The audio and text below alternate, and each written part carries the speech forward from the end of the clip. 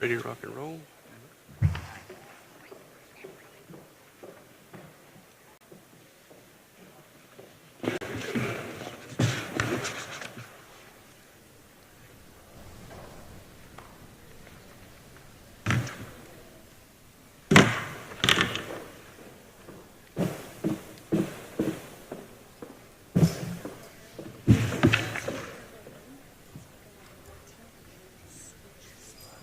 Okay, 114.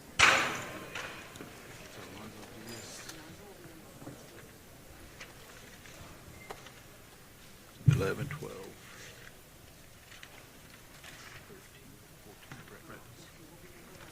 Okay.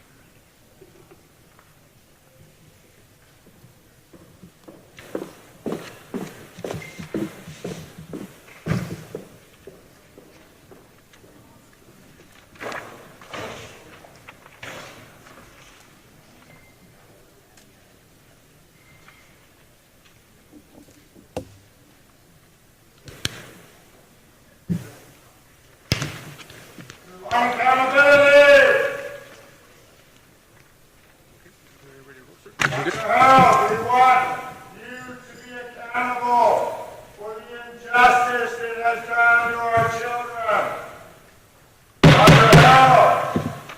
Dr. Good evening, everybody. How you doing? Thank you for joining us today. I call this special meeting of the Uvalde Consolidated Independent School District Board of Trustees to order. Let the record show that a quorum of board members is present, that this meeting has been duly called, and that notice of this meeting has been posted in accordance with the Texas Open Meetings Act, Texas Government Code, Chapter 551. We will start off with the invocation that will be led by Ms. Laura Perez. If you'll enjoy. If you'll please bow your heads with me. Dear Heavenly Father, we come to you this evening asking for your blessings and help as we are gathered together.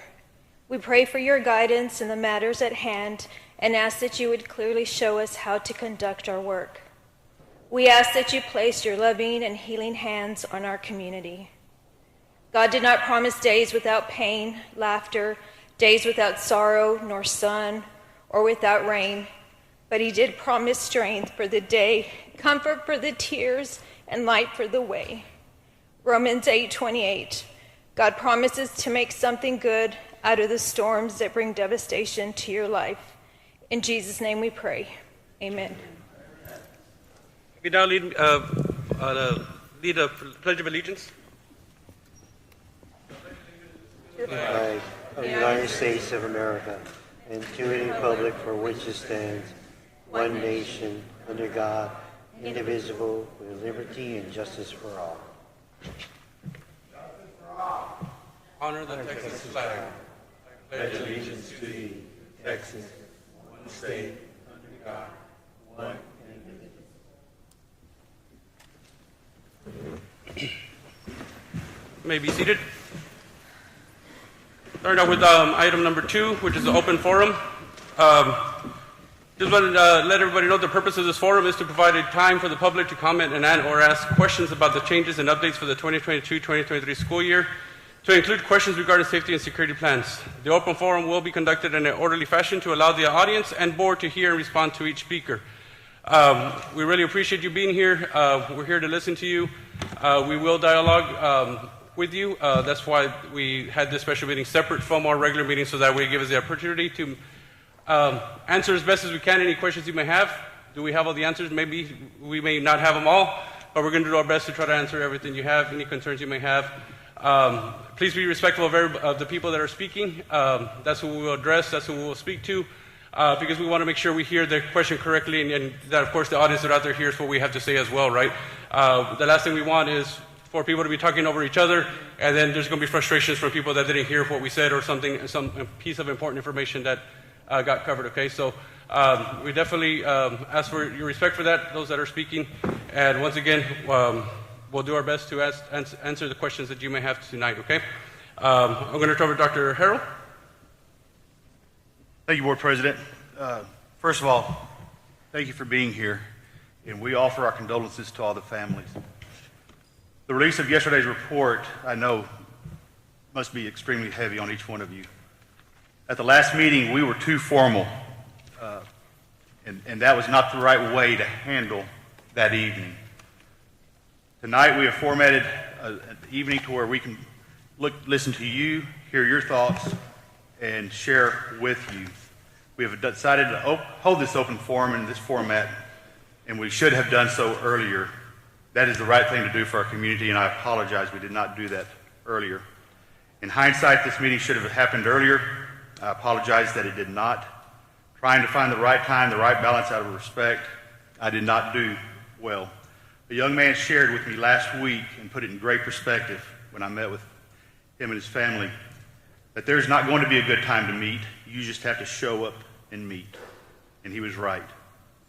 I welcome the interim report that was delivered yesterday. It was very thorough, provided a lot of detailed information, gave some very concrete information and elements for us to consider in our decision-making moving forward and for us to implement. Dedicated training and safety protocols is a must for all. Social and emotional learning, we are currently securing days for our staff. Facilities, we are standing up new fence on each campus. Doors, we're replacing some, auditing the functionality, and adding some. Creating entry points on campuses that do not currently have them, and reviewing our communication capability in our hallways and our campuses. And again, and also cameras will arrive this week and begin their installation. The House report will help us in our decision making as we move forward. It was a very detailed and thorough report. So at this point, that is what I have to open with, and I would like to turn it over to the community at this time. All right, thank you, Dr. Harrell. We'll have our first speaker, which is Mr. Brett Cross. If you'll come to the podium, please, sir. First of all, I just want to say, last time y'all had us on a time limit of sorts, and that's not going to fly today. There's no other way to put it. We have a lot to say, and we won't be silenced, and we won't be stopped. So if y'all had the idea of a time limit, it's not going to get followed this time. All right, second of all, I just want y'all to take a look.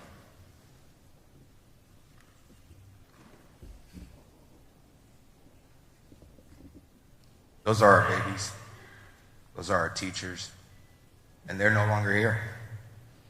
And what y'all have been lacking to do, even to this point, is be accountable for y'all's mess ups. That's not it's just fact. Nobody has accepted accountability. So we're going to force y'all to, for y'all's efforts in this. You just said, oh, we should have done it a month ago, in hindsight and everything like that. Yeah, that happened with the security for our kids because y'all didn't verify that doors locked. We had people telling y'all that the doors didn't lock and y'all didn't do a damn thing about it. Why?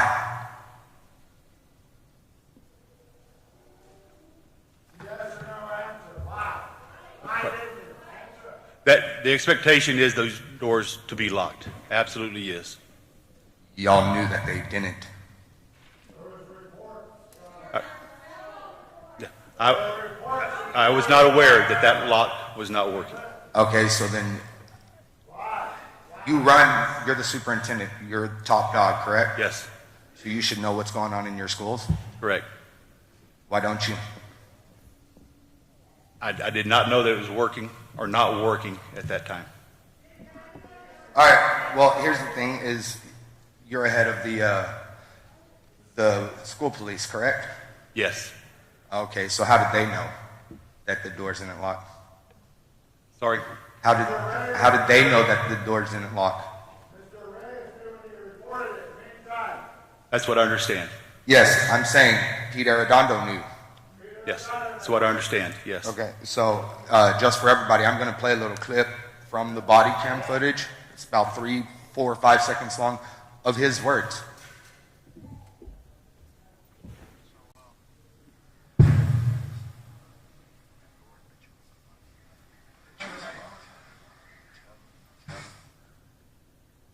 I I don't know if y'all could hear that or not. So what he says in Mr. Coronado's body cam footage at 1 hour and 8 minutes and 18 seconds, he says, that door, I bet you is unlocked. I bet you is unlocked. We tell them and tell them and tell them. And he did nothing to go in. He didn't try it or anything. Why the hell does he still have a job with y'all?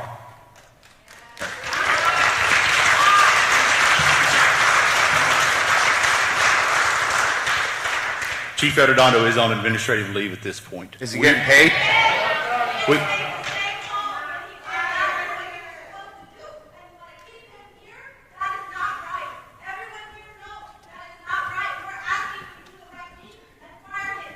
Your appointed chief is in there right now. He was in the hallway too. And not only that, we also have to take into account that was Mandy who did this school. How is she still employed in this district? Accountability. That she didn't even know that these teachers were not protected after all the bailouts starting from February. All the bailouts, and you allowed them to go to school, and these children were sent to your school thinking they were going to be protected. Shame on you. Shame on you. Shame on you. Shame on you, all of you. So I do have a question. Okay? Are you going to fire him? That will be a decision. We will take the report into consideration. It will be a closed session decision. On the internet, clear as day. Wake up. I mean, I literally just gave you proof that he knew that the doors were unlocked, didn't do nothing about it, dereliction of duty, he didn't do anything, and you're still standing by that. You're still standing by paying him to take a vacation, correct? No.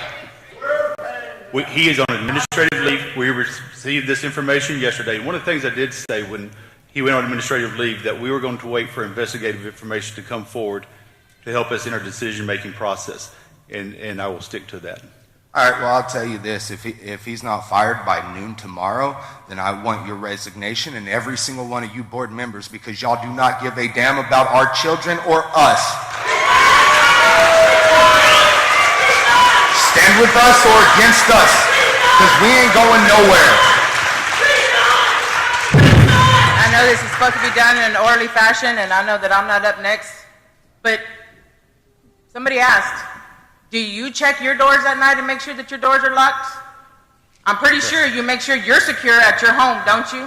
Yes. So the school should have been your home, right? This is still your home. You should have been in charge, and you should have made sure when those reports were made, you're the head. You are the head of everybody there, so you should have made sure those reports were being fulfilled. All the reports, not just the locks, whatever damages, whatever it is that was done, you should have made sure that they were there. Just the same way that you protect your children, you should have protected ours. Yes. The next thing is that we held Pete accountable because he was a chief. We all held Mariano accountable because he's the chief of police. Now we're holding you accountable, and we're asking you to step down. Step down. You do not deserve to be up there either. And it's so hard to sit here and tell you that because we all had the utmost respect for you, for Pete, for Mariano, for JJ, for all the officers that looked us in the face and said, we got it. We got control of this. Don't worry. We got you. To come to find out that the school district failed us too. If things are not done the way they need to be done, we are prepared to walk out. We are prepared to keep our children home and not start school. So postponing the start of school is not going to matter to us as long as it's not secure. And not only that, we want it audited to make sure that it's done correctly because we can't trust y'all to make sure it's done right. That is going to be my expectation. You're exactly right. It needs to be audited. It needs to be checked daily. You're exactly right. Y'all aren't going to keep making money off of our children while they're just sitting ducks. We don't trust you. And we have met, Dr. Harrell and I have been meeting the past couple of weeks, and we are going through the auditing. We're going to do everything in our power to get it done correctly. Delaying just step one, because that's what delaying was the number one action we did, because we don't want to start something that's not ready. We don't. And that's all of us on this team feel the same way. We don't want anything that's not ready for the children to be out there. We know we got to earn your respect back. We know we got to earn your trust back. And we're going to do whatever it takes to get it done. And so we will work day in and day out to get it right. We will. Now, the report, just as y'all got it, that's what we got it. That's what we've seen. That's what I read. That's what we read the statements that were in there. I'm still going back and reading it over and over to make sure I didn't miss anything. Because the last thing we want to do is make an uninformed decision, right? We want to make informed decisions or correct decisions. And we got to do it right. Because if you notice, if anything we've gotten from this whole process is the misinformation that's been out there, right? The this and that, the pull back, forward back, forward back, forward back, which is very frustrating. It's been frustrating on my part as well. So now that we have the report, we have the information that we need as a team to make decisions going forward, we will meet and get it done correctly. We will. It's amazing how much security y'all have here for this meeting with these parents. But there, and the amount of bailouts that were at Robb, y'all couldn't even have not even a partial security.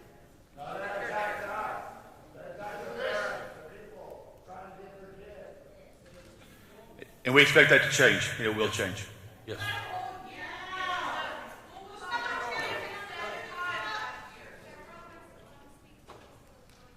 Yeah.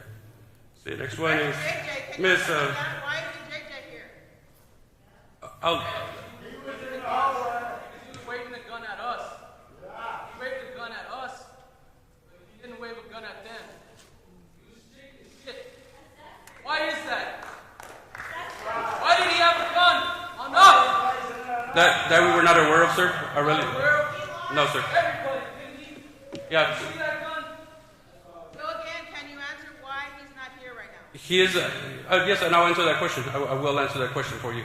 JJ is currently. I don't know if you've seen the post online, but MLB did reach out to the Uvalde Little League, and they requested a Little Leaguer along with the president of the board of Little League to go be present.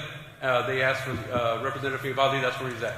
Well, I'm glad that he's got his priorities. Yeah. More to cover up, Howard. And so that's the true, honest truth. Being open with you, being transparent. I ain't hiding one bit at all of where he's at. That's where he's at. I'm not able to be here. That is not more important. Okay. We'll go to the next one. Ms. Rachel Martinez.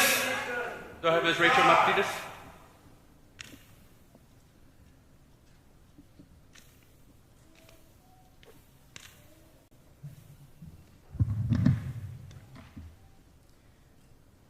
Good evening. My name is Rachel Martinez. I'm a mom of 4 children that attend this district. I'm standing in front of you today with so much concern and anxiety for my children's safety. I, like many mothers in this community, have hesitation sending our kids back to school this year. There's an anxiousness in my heart that is only worsened by the fear my children have. I think no one person here today can deny there was a massive failure on May 24th. Where these failures lie is the question. My first answer to that is your resource officers. The school resource officers hired to police the school grounds were unable to fulfill their duties. These people employed by you, the school district, are still employed. In any profession, if you are lacking the skills to do your job, which leads to mistakes, failures, or losses to the company, does that not warrant them a reason to remove you from your position? So if the failures from your employees cause such heartbreaking loss, the most significant loss imaginable, our children, our teachers, why do you continue to employ these officers? And furthermore, think we will return our children to you for 8 hours a day, 5 days a week, and expect us to trust you with their lives. You want to add more security officers to your current staff, yet the current staff is incompetent and liable for the already massive failure. You need to clean house. You need to start from zero. Hire experienced, trained officers who are prepared to take on the responsibility to protect our children, not people who are complacent. The current officers hang out at the high school every day. I have children at 4 different campuses, and the only time I've seen any of your employed officers, other than at the high school, is directing traffic at Dalton. Is that what you hired them for? My second answer to that question is the school campuses. The failed safety mechanisms intended to keep our children secure. I understand you've sent out an email to address upgrades to the school, perimeter fencing and security cameras and things like that. But why were these issues not already addressed? The exit entrance doors failed to lock.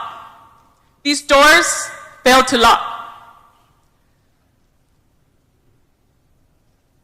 Our kids' first line of defense against intruders, against an outside threat, failed to lock. Why are we even here talking about this? I get ID to be able to check my child out for a doctor's appointment, but this killer walked right into our school. The irony in this situation is exasperating, and this failure falls on all of you. When you go home tonight and you lock your doors before you go to bed, remember, that shouldn't be a luxury. Dalton Elementary, where my youngest attended pre-K last year, is so exposed.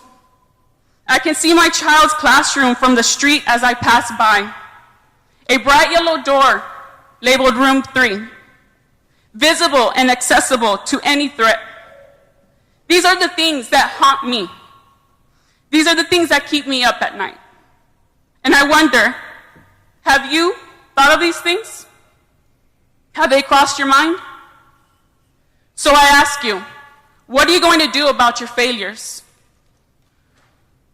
Are you going to take responsibility?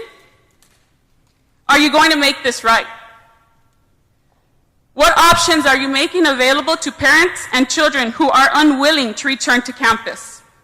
I come to you on behalf of my children. My daughter Layla is so terrified of the thought of having to return to school in just a few short weeks that she comes to tears. What will you tell her? What answers do you have for her fears when she only feels safe at home or next to us, her parents? I can assure you that my children are not mentally prepared to return to campus, and my husband and I are unwilling to send them. I speak for my children, but I also speak for the rest of the parents in the community who feel the same as I. Thank you. Thank you.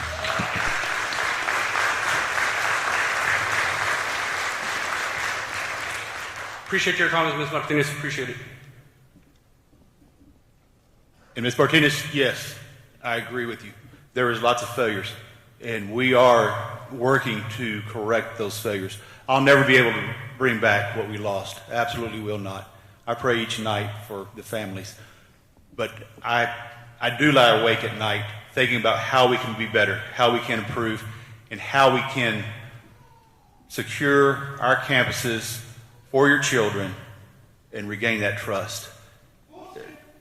So, thank you, Ms. Martinez. Yes, and Ms. Martinez, I want to echo what Dr. Harrell has mentioned. I myself also driven by every campus, looking at every single entry.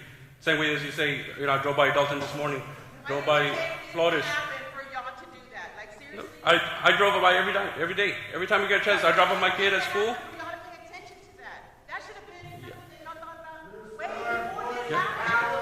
Yes, and I completely agree with you, ma'am. I agree with you. Completely agree.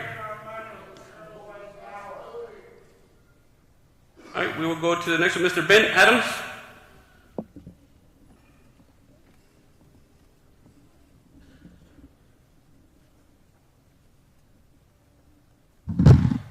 Good evening, members of the school board. Dr. Harrell, members of the school board, thank you for giving me this opportunity to speak tonight. Some of you know me as Doc Adams. I'm the Uvalde head athletic trainer for the entire CISD. Very few know me as Corporal Adams, a former United States Marine Corps machine gunner with a combat deployment to Afghanistan. Although that might be a whole lifetime ago, I say that to highlight to you that I'm an asset to the security of the school. I feel that Uvalde CISD needs to incorporate a Marshall program, one that I volunteer for.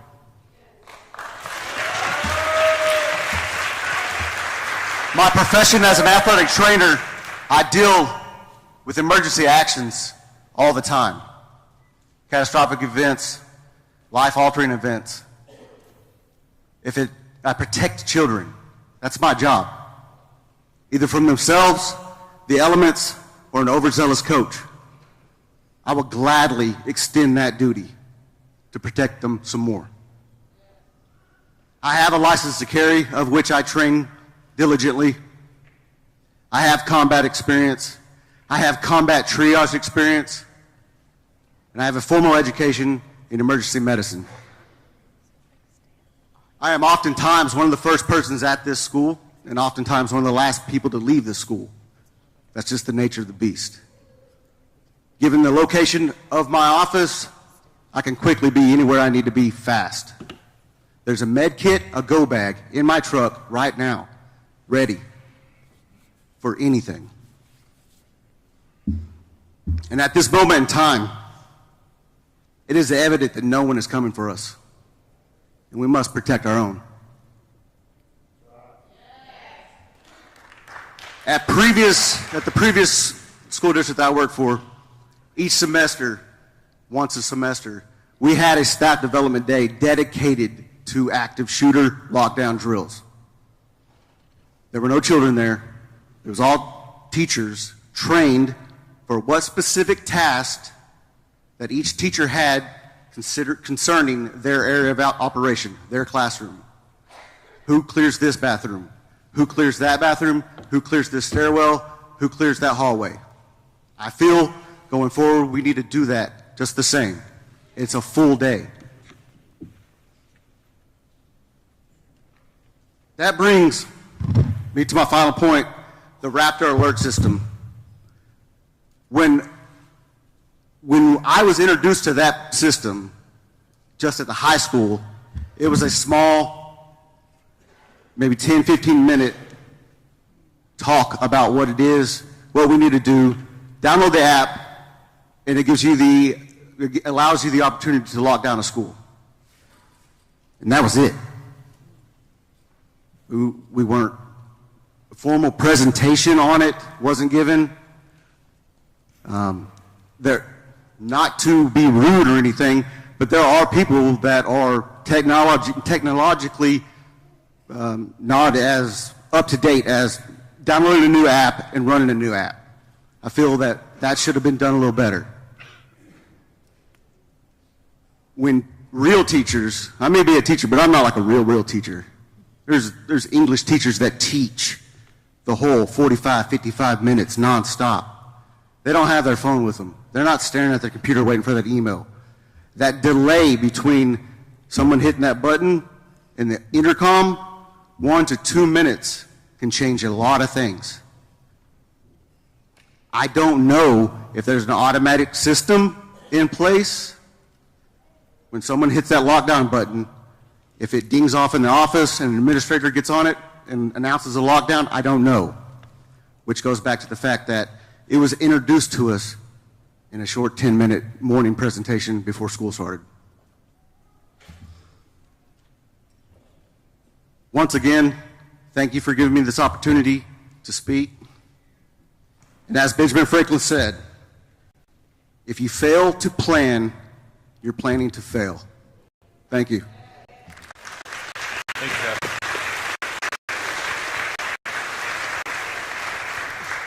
Appreciate it, sir. Next with Jeremiah Bills.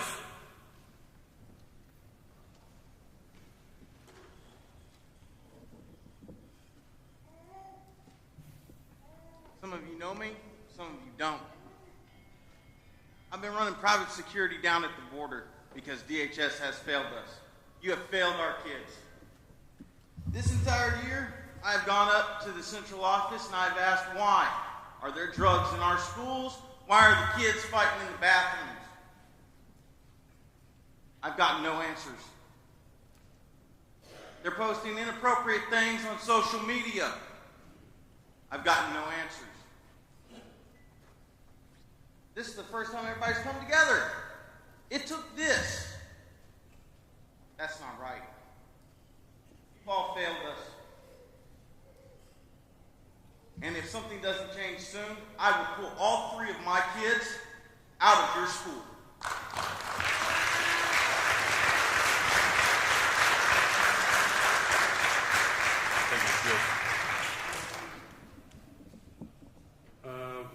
Yeah, Mr. Rosenberg, Risa?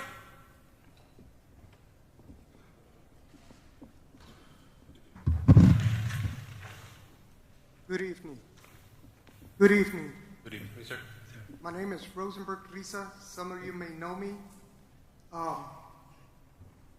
My nephew, Jerry Mata, my niece, Veronica Mata, they're the parents of Tess Mata.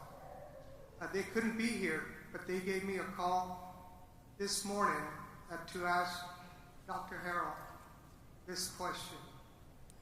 Why is Pete Arredondo still getting paid, being at home, while other parents are trying to take care of their kids and not getting paid? And this has been going on for 2 months or whatever. But he's still sitting home. At first he had protection. I mean, you could get 4 or 5 police cars there, you know, but where was the protections for the kids? That's what they want me to ask you. And the other thing is that they want him fired. Plain and simple, they want Pete Arredondo fired. If not, this was relayed to me by them. They respect you a lot, Dr. Harrell, but they're losing that respect from you. Plain and simple. That's how they put it to me. Yeah. My personal thing, this is me. That was their question for them. My personal thing is, okay, y'all talk about security, this or that. I know the time is coming up to go back to school. What if the doors still don't lock? What if there's no policemen or nothing like that? And the date, I don't know what it is, August 15 or maybe afterwards, I'm not too sure. So now, are you still going to start the school at that date without the school being protected and without the police around and everything? Are you going to start the school at that time, or are you going to wait until everything is secure, at least at that point? Good questions. So back to your first question on the chief. The chief is, as I've mentioned earlier, on administrative leave. This report that we just received will help us make more informed decisions. So the second thing on starting school, I've got a recommendation to the board tonight to postpone the start until after Labor Day, and currently working with the Texas Department of Emergency Management to stand up fencing, have additional security on our campuses, ensure that our doors are equipped as they need to be for that first day of school for all of our students and our staff. And also, one of the things that I would like when school starts, and for you all, the school board and everybody, go unannounced to the schools and just walk. And then, because every single day I would go pick up my grandson, and I'm telling you this, I would go pick up my grandson at the high school. What would I see? I would see 4 police officers under one tree. And that was constant, day after day after day, because I went Monday through Friday. I would go at 2 o'clock sometimes, 4 o'clock sometimes, because I picked up my grandson. And the first thing I would see every single day was 4 police under a tree.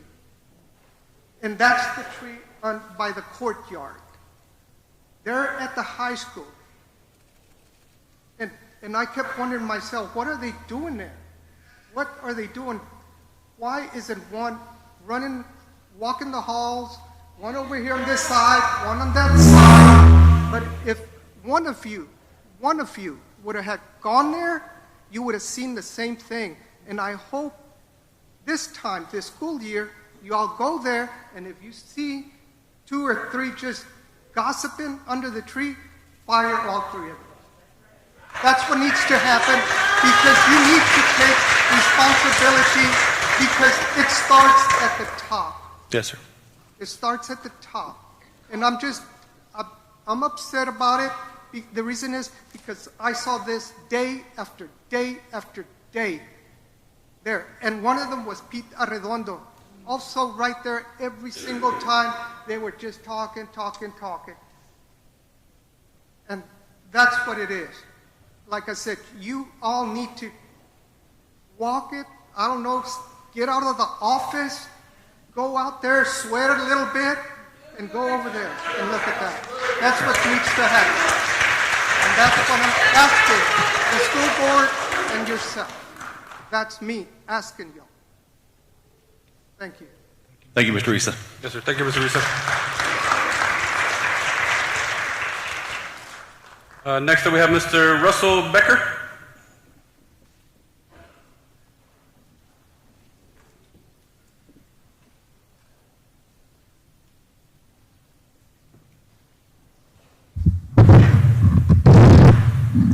President Fernandez, Dr. Harrell, board members, thank you. I honestly feel like I'm going to give you a little bit of a break here because I actually do want to talk about the 2022-2023 school year. My question is this. Unfortunately, unlike Ms. Martinez, I don't have the option to not send my kids to your schools. I just want to make sure that with the changes to the security, with everything that's going on, that the education of the students is not going to be negatively impacted. The reason for this is kind of twofold. One, it already has, and it already is being impacted. But I want to make sure that not only are we secure, but also that that education continues on for the students, specifically mine, obviously. The other part of that is we have already done that. Right? We've already affected the education of these students over the last several years, what with COVID and then, of course, with this terrible tragedy that occurred. That's mainly my question. And what exactly, I guess, is the new school year? You just said that you were looking to push it back beyond Labor Day. How far is that going to push it into the next year? Are we still looking at the same end date, or are we looking at going into the summer with that? Also, what are we looking at for the holiday breaks? Obviously, I'm going to assume that the October break is going to be gone completely. What is that looking like? So a couple things. The back end of the school year will extend about 4 days. We have taken days out of the school year, shorter breaks of that nature to make up the difference in the delayed start of the school year. Okay. So one of the things that I want to make sure that we are focusing on too is within that education, and this may not be something that really anybody wants to think about right now, but the security of this community is in the strength of this community. And I don't want to push back a lot of things. I don't want those kids not to have that sense of community, not to have that sense of belonging in the community and the idea of the strength of this community. Like, we have a lot of people in here with the Uvalde Strong shirts. I want to make sure that that message continues on through there and that we're not neglecting that for those of us who are still here. I want to make sure that we understand that that community is what gives us the security, because in this instance, the fact of the matter is it was that breakdown in the community, the breakdown in the education of that person that created this situation in the first place. What are we doing to strengthen the community of our children? What are we doing as far as the education goes? When we talk about the different trainings that you're providing to educators, to the counseling staffs, to the administrators, even to the security staff. What trainings are you looking at in order to provide and strengthen the idea of Uvalde to our students? through some of the implementations of our social emotional learning, those will help to bring us back into a community that supports one another. The training will go to the teachers, to the campus staff, and then would also be campus counselors will go into students, into the classrooms, and have lessons for those purposes as well. Thank you very much. Thank you. Thank you, Mr. Becker. Next up, we have Mr. Adam Martinez.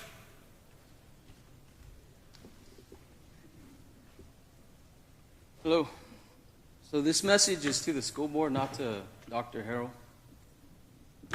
I come to you today with an ask not only from me, but from some of my fellow Uvaldians. I and several others have filed grievances against our superintendent. So far, we have 7. I asked 7 parents. They filed 7 grievances, and there's going to be more. Y'all hire him, y'all can fire him. I ask that you read these complaints. Do not let our voices go unheard. The systemic failures are a reflection of his leadership. From key shortages, relaxed schedules, lack of preventative maintenance, and a failure to be proactive for a horrible situation like this. Please also understand the responsibilities you are taking on.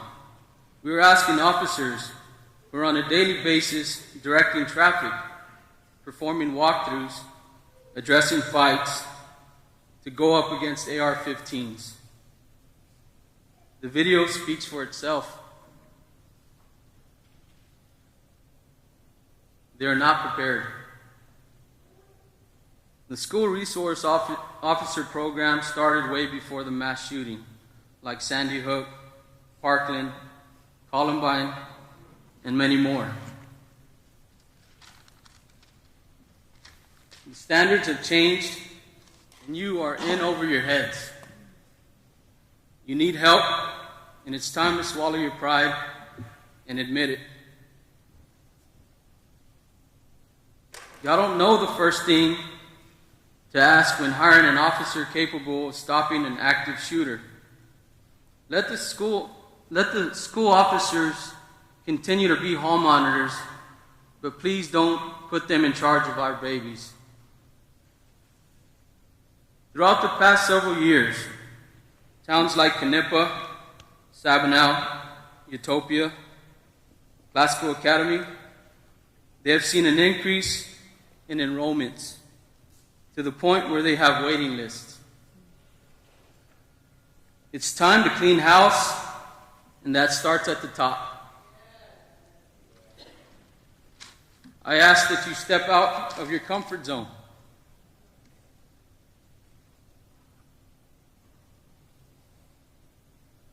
Out of the inner circle and listen to our voices. The grandparents,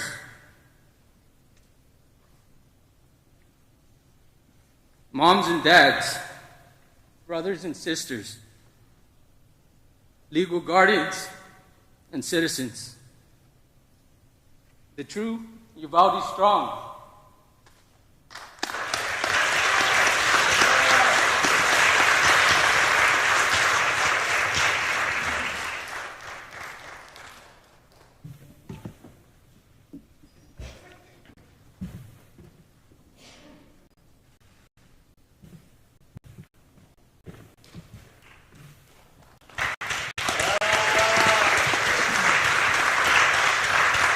Thank you, Mr. Martinez. Next up, we have Ms. Tina Quintanilla Taylor. And student, correct your student, was he? Yes. You didn't answer my question. Yes, sir. That is the procedures that once we receive, we will follow through on the reading through all of them and go through the formal process, sir. Yes, sir. Are you going to leave it up in the public record? No, sir. Personnel matters are to be conducted behind executive. No, sir. That is the rules. I'm just going to follow the rules because the last thing, once again, right, we don't want to violate any rules that then will tarnish something, right? We want to do it the right way. All right, go ahead, Mr. Quintanilla. Hi, all of you know me, Tina Quintanilla Taylor, and this is my daughter, Maylee Taylor. And I have a few things I'd like to say. First of all, I'm taking this off. Okay. Number one, Anne Marie Espinosa, your executive communication director. I like her to be placed, or actually just fired. Okay? Because let me tell you something. My timeline does not match your timeline. She notified us at 11:52 a.m. that we were on lockdown. Our kids were being massacred and slaughtered. Don't write notes like you don't know these times, sir. At 12:19, she called that there was an active shooter. Today I sat next to your attorney for a good reason, to represent these families right here as an equal to him, because your leadership sucks. 2 times I went to the board to complain to y'all about school security. One of them was not having a gymnasium. I complained about this to them. I said, we don't have a gym. Raise money, Tina. Raise money. Guess what? You need an architect and an engineer. Guess where the money went? A Harmony Park. All right? I brought that up to you. Did I not? Tell me I'm lying so we could bring up the minutes. I'm waiting for your response. You have brought it up to my attention. Thank you. Secondly, school security. Your fancy metal detectors. How many do you have? Let me guess, 2? Correct. Yeah. Second time I brought it up to the school. Your fancy metal detectors. To Anne Marie Espinosa, where are you?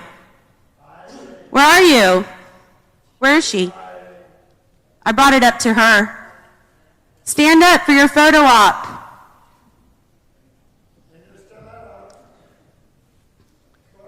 I brought it up to her. I said, your metal detectors are fancy, but our Honey Bowl Stadium is open 24/7 to the public, and if I want to come and have a shootout, I would just come the night before and pack my AK. Actually, my dad's. Pack it.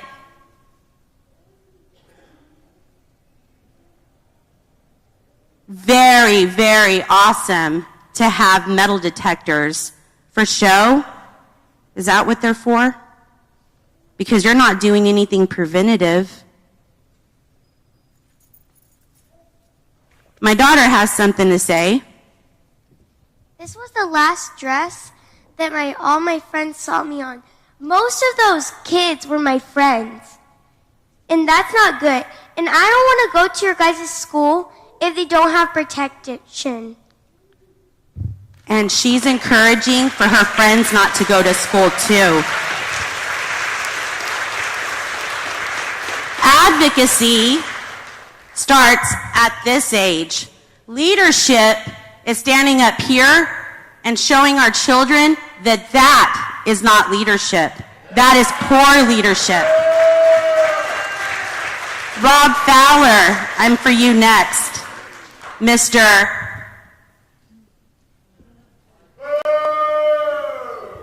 On CNN for bringing the cops water.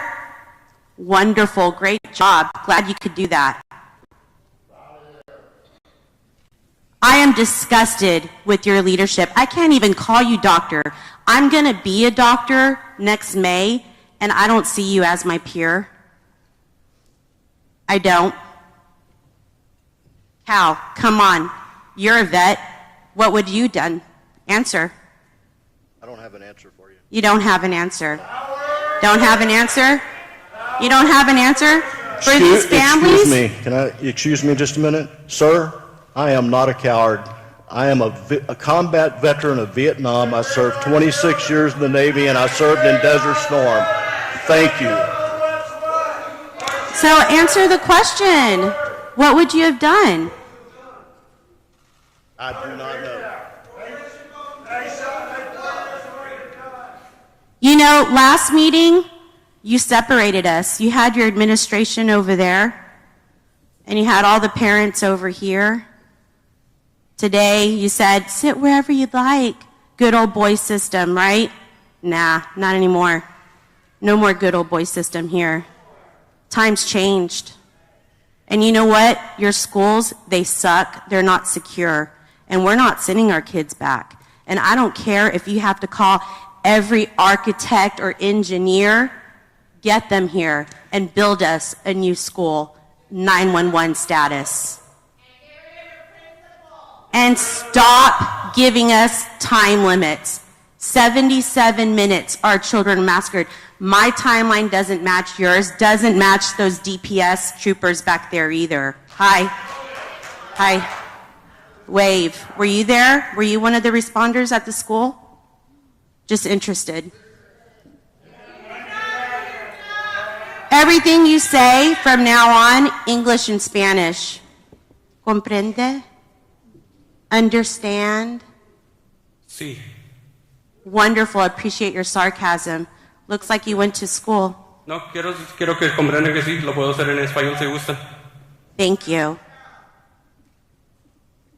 Lastly, bye-bye. You're out. No more. No more riding your dad's coattails. For generations, we've seen these kids walk through the halls with yours and your dad's name. John Harrell Auditorium outside. Screw you.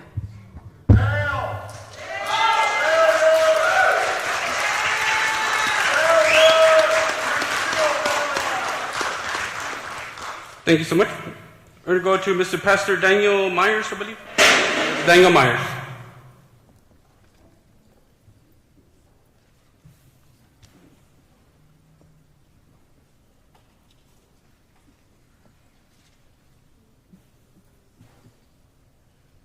I'm Pastor Daniel Myers, pastor of church here in Uvalde, my wife and I. And the report that came out yesterday, on one of the headings, it said, main failure. 3 topics on that main failure. School administration, yours. You dropped the ball, brother. Second, training. Your boy Pete, he dropped the ball big time. He's at a school with children, and he doesn't know that he's in command.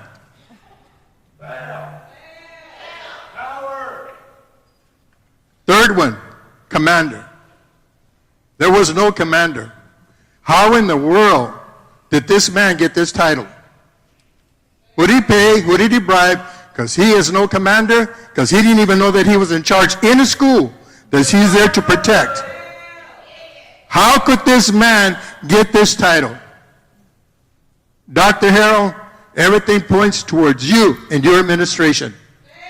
You dropped the ball big time. My suggestion, do you want to bring healing to this community, to these families? I would suggest that you, the chief of police, Uvalde chief of police, the Uvalde Sheriff's Office, and McCraw, and all those other law enforcement agencies who are in that hall, all come up here and tell these people, these families, we failed you. We failed you. If there's any DPS officers out there that were in that hall, be man enough to come and say, we failed you. If McCraw is not man enough to come and confront people, maybe one of you guys will come and say, we failed you, Uvalde. We failed you, family. If you want to bring healing, Dr. Harrell, if you want to bring healing, start with that. Start with that. Bring healing. Either that, retire, turn in your resignation.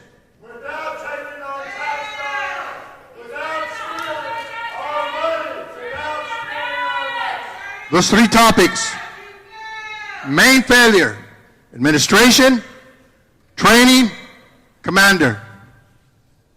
Over 400 law enforcement officers there. Not one was man enough to go in there. 77 minutes. 77 minutes.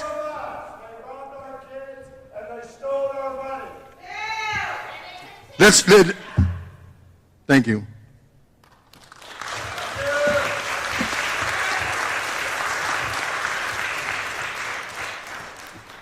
Thank you, Mr. Myers. Mr. Hector Luevano?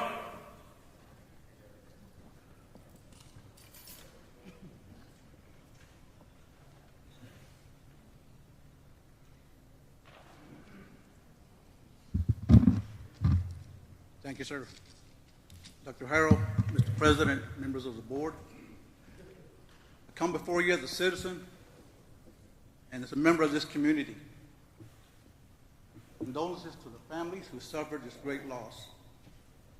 May 24th will forever be embedded in our minds and in the hearts of these families. There's nothing that we can do to change it. However, and I'll be short, nobody has to, if we saw this video, let me back up a little bit. We say we're a community that's united. Where are all the teachers? Where are the leaders in this community here? Where is the community? This place should be full. I mean, there should not be an empty seat here if we truly want to support these families. Okay?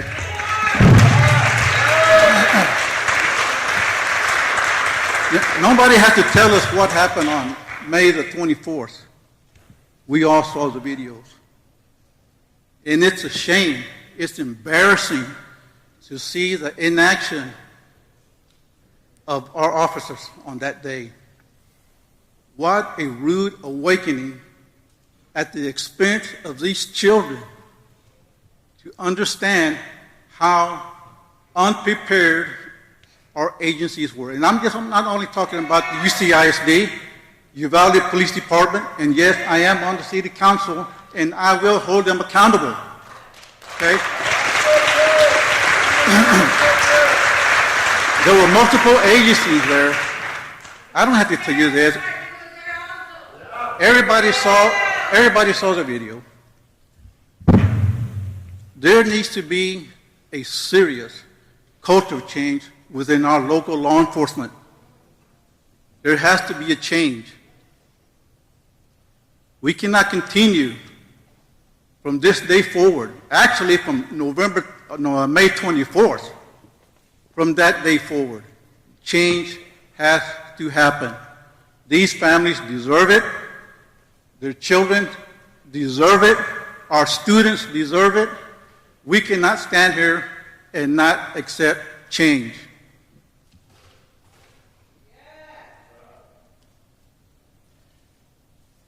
Cultural change. What do I mean by this cultural change? We need to change the behavior of our officers. We all saw their behavior on May 24th.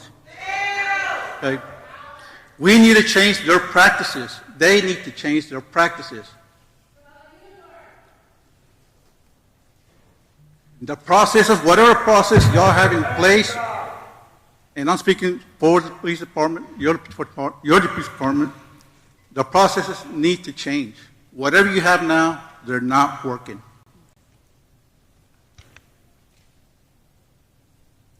And the change begins at the top, whatever that may be. Whatever you understand it to be, the change begins at the top, all the way down to the bottom. Somebody mentioned here that we need the police department for the school district needs to change. Y'all need to start with a new slate. Y'all need to start from the beginning.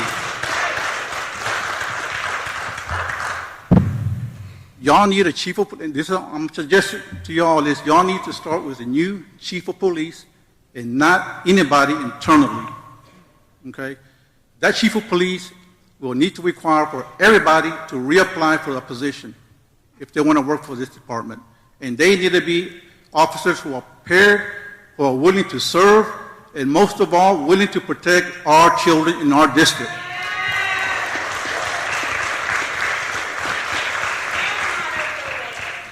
we cannot have, and it cannot be business as usual. Thank you. Thank you. Mr. Lono. Next up, we have Ms. Berlinda Arriola and Angel Garza. I know, Ms. Arriola, you came up. I don't know if you want to come back up again. Okay, just making sure.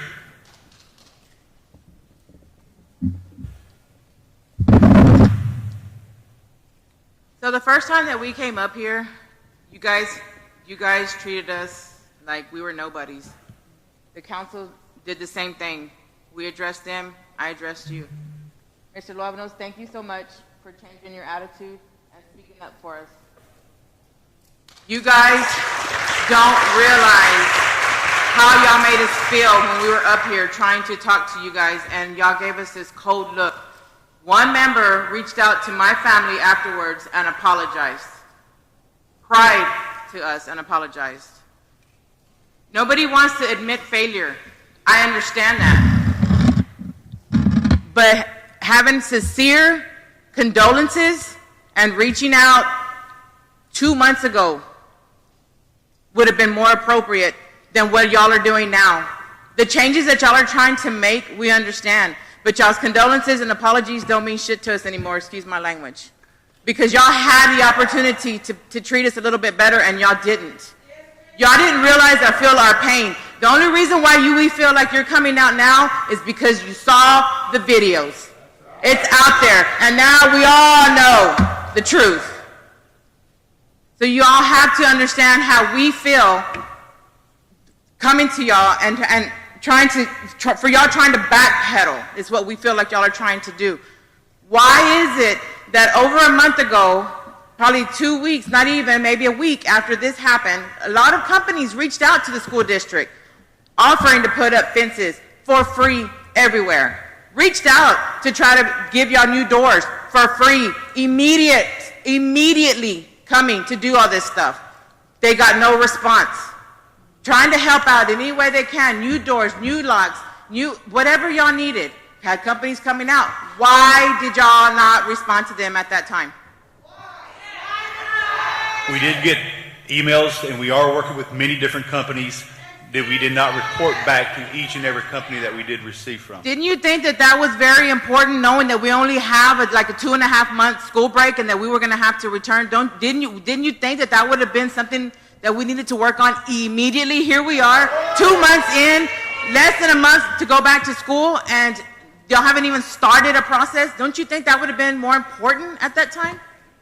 Through this process, we are expected to get it all done before September the 6th.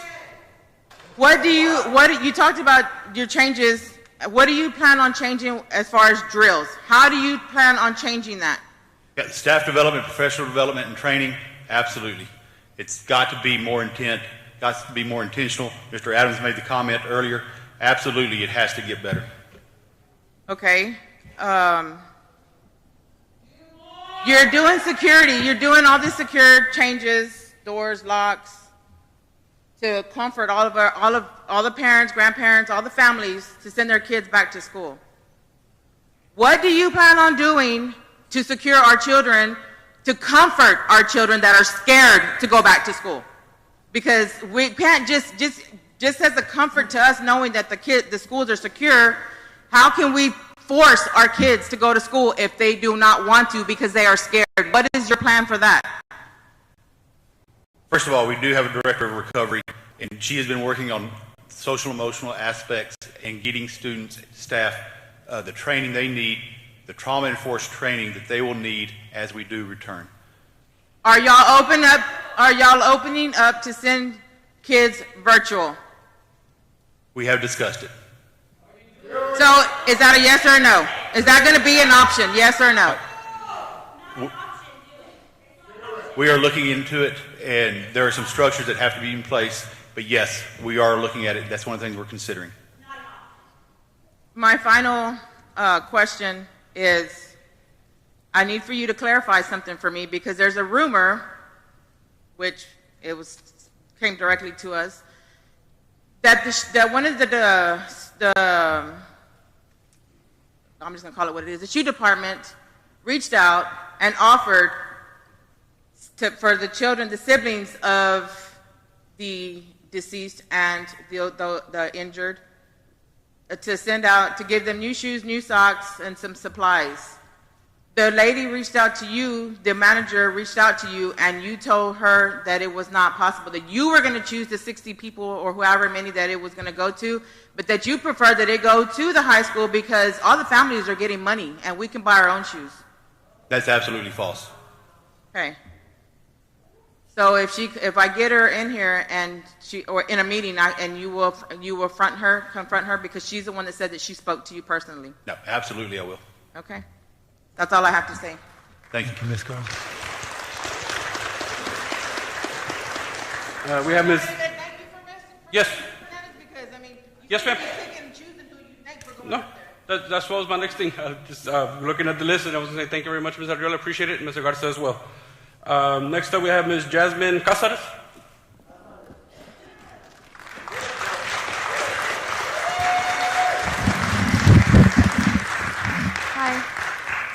Hi, I'm Jasmine Cáceres. Last time we were here, my dad read off some of the UCISD preventative security measures list, and at the House Committee on Homeland Security, the hearing, I read some too. I didn't want to waste anyone's time, so I condensed it a little bit, and I'll talk about 3 specifically. These really stuck with me. So number 6 on the list, I actually provided you with the list if you want to find it. I highlighted the ones that stuck to me most, and I'll speak a little bit on those. Number 6 is threat assessment teams, and I'll read it in quotes. Every campus employs an interdisciplinary team of trained professionals that convene to identify, evaluate, classify, and address threats or potential threats to school security. Following this assessment, this team determines appropriate response and intervention. This includes notification and involvement of parents, a suicide risk assessment, and the development of a written safety plan. Number 7, social media threats. UCISD utilizes Social Sentinel to monitor all social media with a connection to Uvalde as a measure to identify any possible threats that may be made against students or staff within the school district. Just days before the shooting, this man posted, and in quotes, 10 more days, and a picture of his guns. Was that not a red flag to anyone on these teams? Are these teams even in place? Because if they are, they failed. And they continue to fail. And number 11 is the perimeter fencing. Only Dalton, Anthony, and Robb have fencing that enclose the campuses. You know how easy it is to walk off this campus and walk right back on? It didn't work, obviously. There's a couple more, like number 1, police officers, number 3, security staff, number 10, motion detectors and alarm systems, number 12, security vestibules and outside door buzz-in systems, number 14, security cameras, number 15, radios, number 16, portable metal detectors, number 17, the locked classroom door policy, and number 18, staff training. Again, I don't want to drag this on for too long, but were these any of these invested in? Do you know? What was the question again, ma'am? Were any of these invested in? Were any of these investigated? Invested, and were they being utilized? We use, yeah, we do use these. Okay.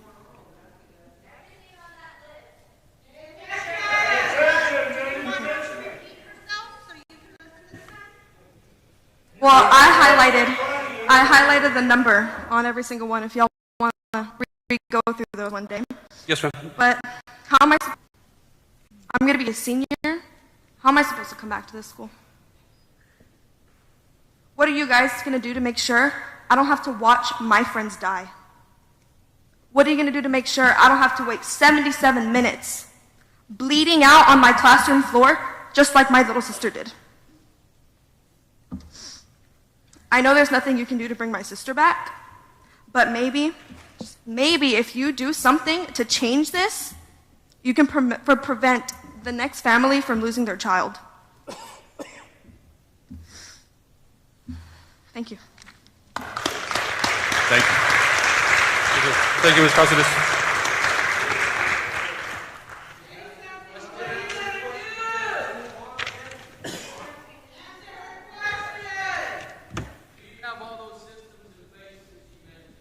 We do.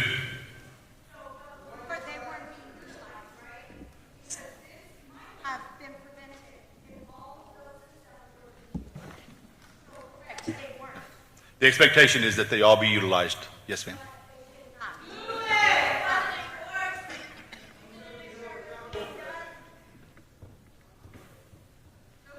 Who looks for that? Like, who's in charge of making sure that stuff like that, as far as like the Facebook posts and all that stuff, who's in charge of that?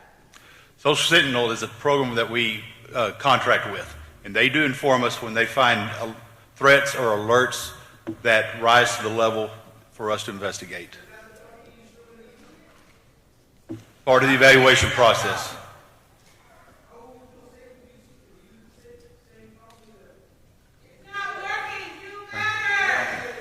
Right. It will be part of that process that we'll go through and review and make sure we have the very best possible.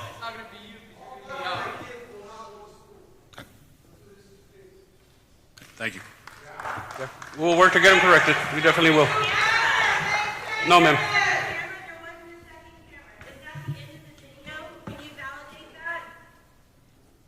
There is only one camera in that hallway that belongs to the CISD.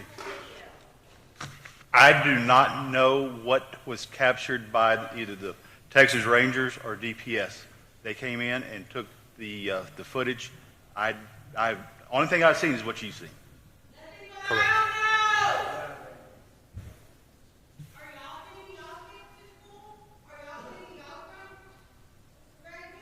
Yes, ma'am.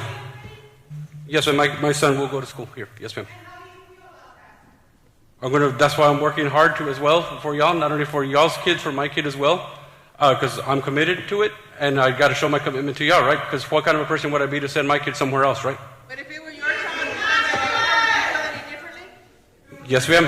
And that's why I empathize with y'all. I have put myself in your shoes. I have. Yes, ma'am. Next one, we got Ms. Rosa Arizmendi, please.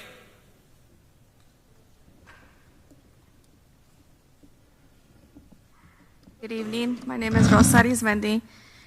I have 3 children in the school district. This past year, an 8th grader at Morales Junior High, a 2nd grader at UDLA, and a 4th grader at Robb Elementary. I'm also great aunt to Eliana Garcia.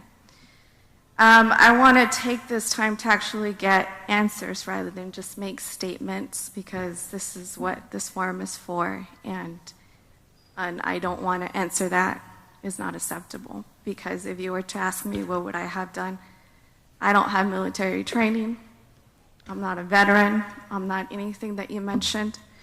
I probably would have been dead trying to get in there.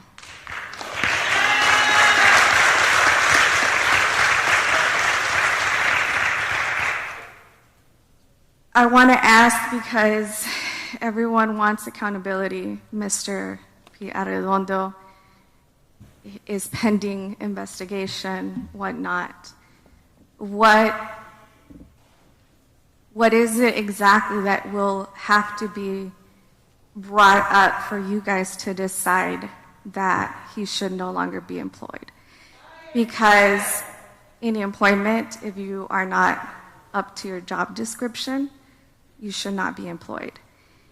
His job description was a chief. He should have been commander. He should not have questioned or doubted that he should have been the commander, because that is his job description as the chief of UCISD. So whether this investigation says, well, he didn't play enough of a part to directly have caused those children's death, he did not fulfill his job description. Point blank. So what is it that it's going to take for you guys? What is the what are you going to look for in the investigation to make that decision? We will continue to look at the evidence that the House Committee has brought forward. The videos, we just saw those as recent as you did, and the report that came out yesterday. We will use all that information to inform our decisions. And what from the videos are you looking for? What information from those reports will you be looking for other than he did not do his job? I saw what you saw, and I read what you read, and it's very concerning. But this is not the forum for me to discuss contractual obligations with a school employee.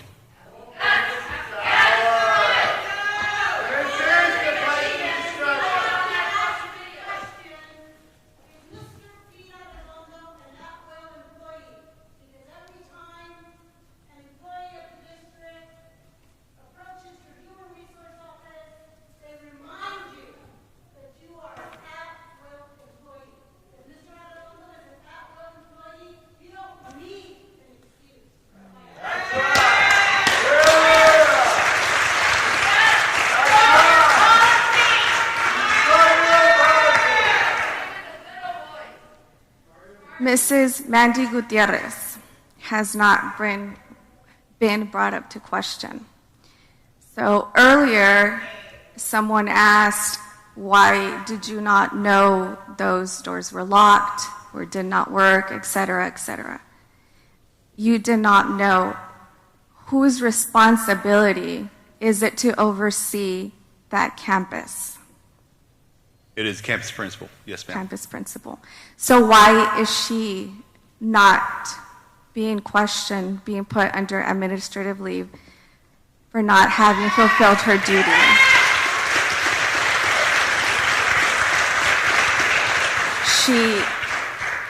She failed to bring up the necessary information to you. You take all the fault for it. You said you did not know.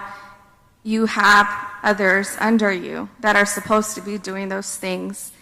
And Ms. Gutierrez should have been the one to have done that. So she also needs to be put on administrative leave or not be rehired because she did not fulfill her duty.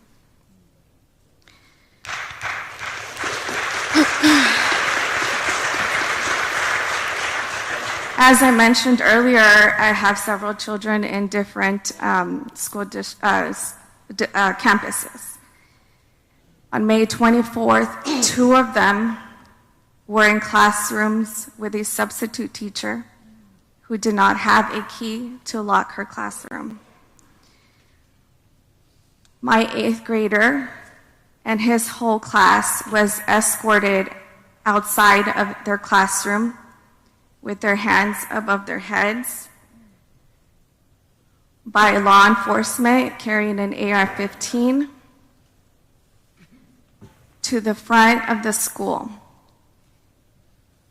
Being that they have, these teenagers have social media, have cell phones, have access to it during the school, they're well aware of everything that was happening, and he feared for his life. This man escorting them with an AR-15 was not someone that he trusted at the moment. And he was escorted out along with his class because his door was not locked. And their solution, Morales Junior High, whoever decided to do this, their solution was to take that classroom out to the front of the campus and said, call your parents to come pick you up. When we get there, we were not allowed to pick them up.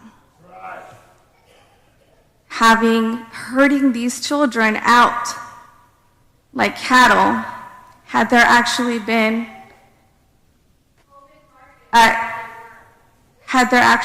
someone at that campus, exactly, he was an open target.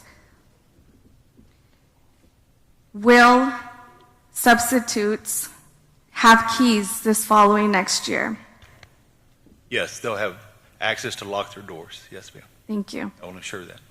Because my daughter also, at Robb, 4th grade, had a substitute with the door unlocked. She was not present at that moment, and I cannot fathom the thought that she would have been, because she would have been exposed as well. We keep talking about what we're going to do in this next coming school year. Security measures will be put in place and so on and so forth.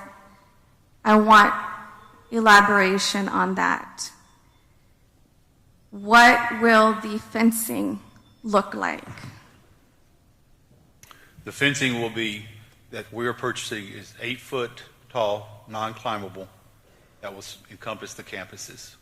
Every single campus for this upcoming year? At this point, we will get the elementary campuses done. It looks like we'll get Morales Junior High done. High school will be a different challenge, but we are working on some additional structures to that we can't come completely around the high school, but we can bring it to a much more secure point. Why would the high school not be a priority like the elementary as well? Because that 8th grader I talked to you about, who was taken out of his classroom at 14 years old as if he was the shooter. It is a priority. He's going into high school and he's not going to be protected? No, it is a priority. What you will see at Dalton, UDLA, those campuses, it will completely encompass the campus. But here at the high school, there are ways we can make it more structured from wall to wall, as opposed to completely encompassing the campus.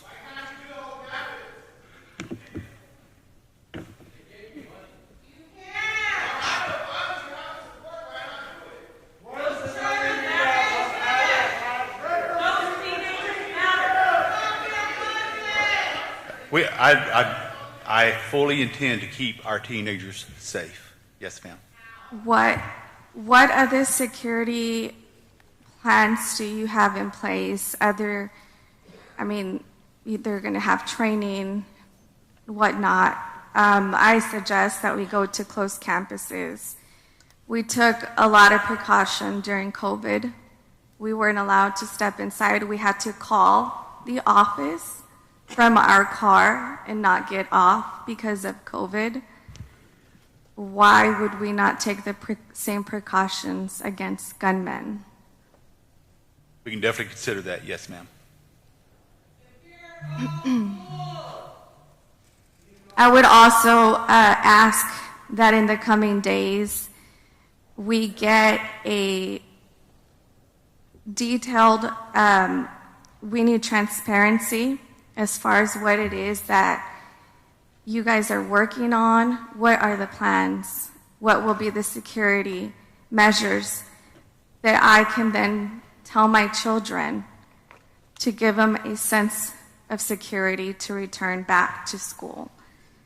I'm requesting that you guys come up with something and publish that so that it can be common knowledge and not just the people who are taking the time to be here today, but those who aren't able to be here right now, so that everyone can be well aware of what it is that the plan is supposed to be for the next coming school year. Another thing is, I keep hearing you say, we expect. Are the fences going to be put up? We expect them to be put up before the school year starts. We expect this and that. What if it is not completed? What then? We will know ahead of time if it is not going to be completed, and we will make some adjustments as such when we get that detailed information. Adjustments such as, so the beginning of the school year starts and the adjustments or the perimeter fencing isn't complete, the doors are not locked, or, every single door isn't checked to be, what then? If it is not, what is the adjustments? We will reconvene, look at what we have accomplished, and make a decision at that point. Okay.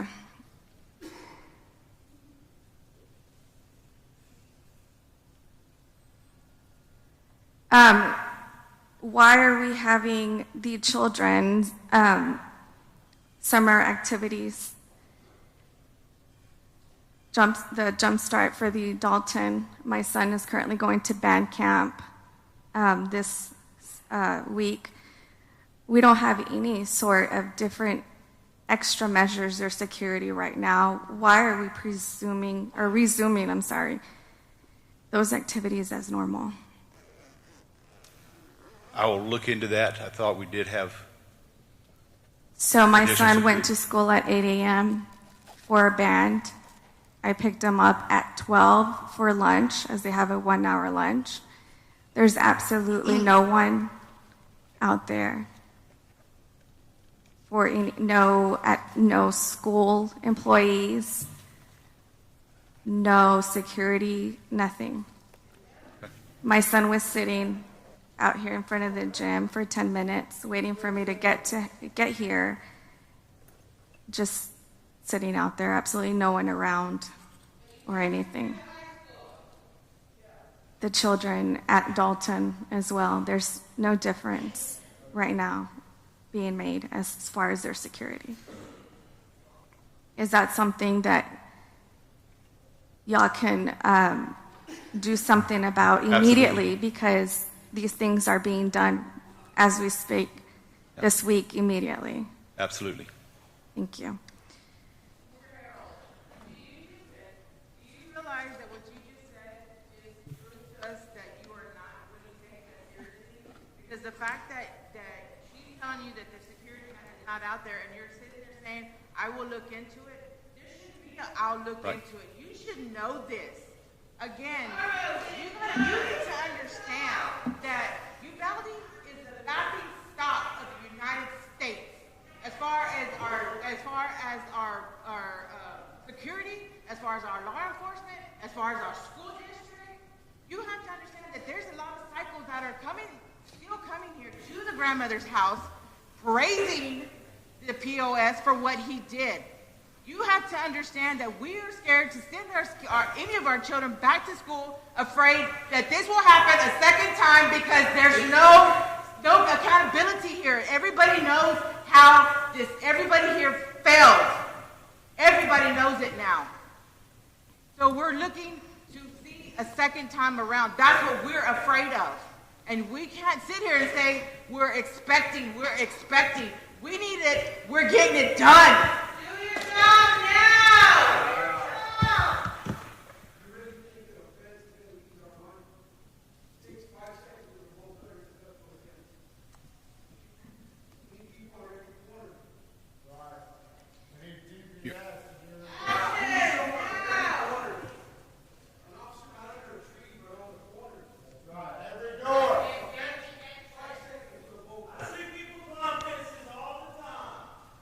We are at a point in time where what we speak of cannot be taken as this won't happen again.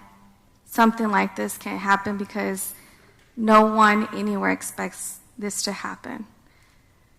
I have family members in nearby towns. They never expected something like this to happen in Uvalde. So we cannot simply sit here and say, well, we'll look into it, expecting something like this to never happen again, because it shouldn't have happened in the first place. Lastly, for those of you on the board, some of you need to lose your pride who are sitting up here.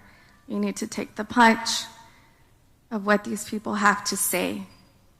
It might hurt you and it might hurt your ego, but you need to let it go because these people are more than hurt.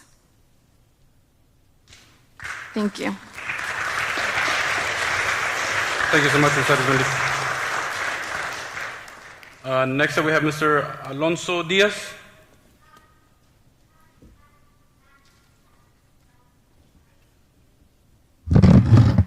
Good evening.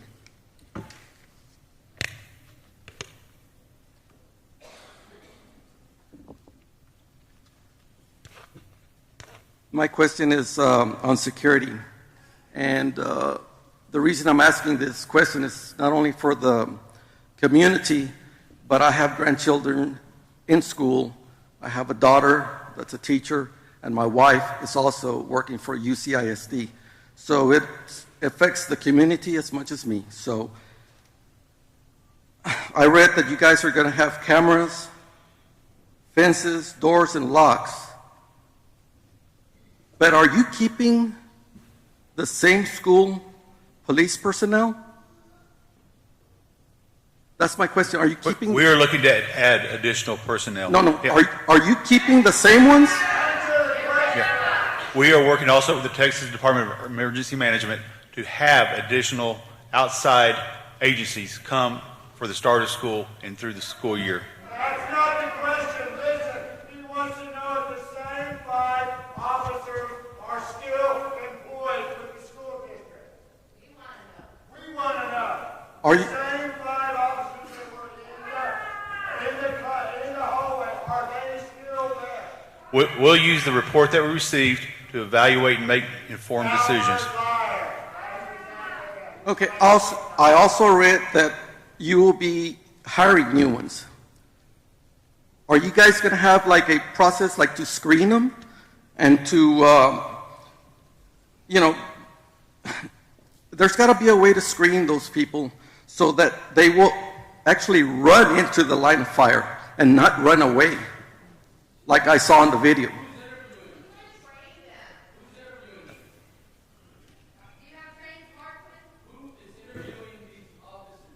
We do have a team who is interviewing these. Yeah. Ken Miller.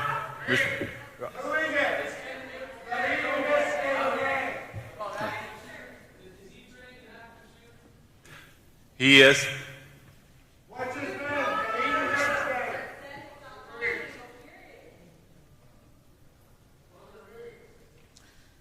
Ken Miller, Officer Mike Hernandez, and there's a couple others that have been on this committee as well.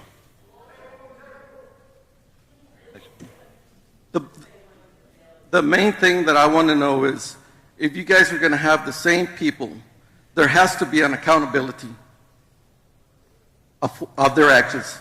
And in this case, it wasn't any actions that they took, and there's got to be accountability. It just can't go like nothing happened. There are a lot of lives lost, and if it, God forbid, it happened again, those guys can't be there anymore. There has to be accountability with the school police department. That's why I'm addressing you, because it's a school issue. I'll address the city when I go to the city, but with you, it's the school officials that did it, and they need to be held accountable. It just can't go on.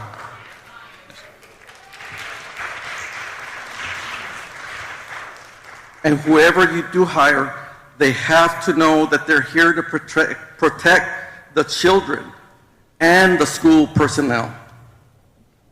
That's a must. It's got to happen. Thank you. Yes, sir. Thank you, Mr. Diaz. Next, I have Ms. Angie Viescas.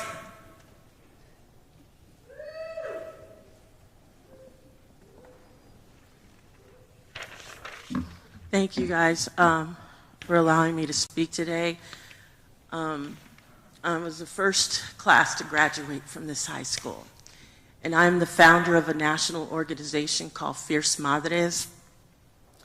And I want to talk to you guys about something a little different that hasn't quite been brought up, but you mentioned, Dr. Harrell, that you would be having audits on these locked doors. But that's not the only audit that we're going to have to request of you. We have to talk about the money and the funding. And I was watching your comments this whole evening where you told, I believe, Berlinda, when she said people have offered things for free and you turned them away because you're working with some companies. We're going to want to know those companies, if they're your friends or if they're a part of the same crew that failed this community on May 24th. I have just a couple of questions that will go fast because they just require a yes or a no. Is it true that J.J. Suarez is the person who was in charge of training Uvalde police officers on active shooter training? Is that true, yes or no? I'm not sure if he was or not. Okay. Is he also the instructor of Uvalde police when they graduate from the junior college? No, he is not the instructor. No, ma'am. But he's in charge of, he's the head of the program? Did he help design it? He is a division chair, and that's Division chair. That's good enough. Thank you. The reason I was hoping he was here today because I too, as the leader of Fierce Madres, would like to offer free active shooter training for the entire community of Uvalde, Texas, if you guys want that. I can provide that. So I've been in contact and meeting with other schools that have experienced this, with Santa Fe, Parkland, others, and I have to say it's a little, they're helpful because they don't want me to waste my time in certain areas that they've already gone through, like reinventing the wheel. So it's good to be working with them.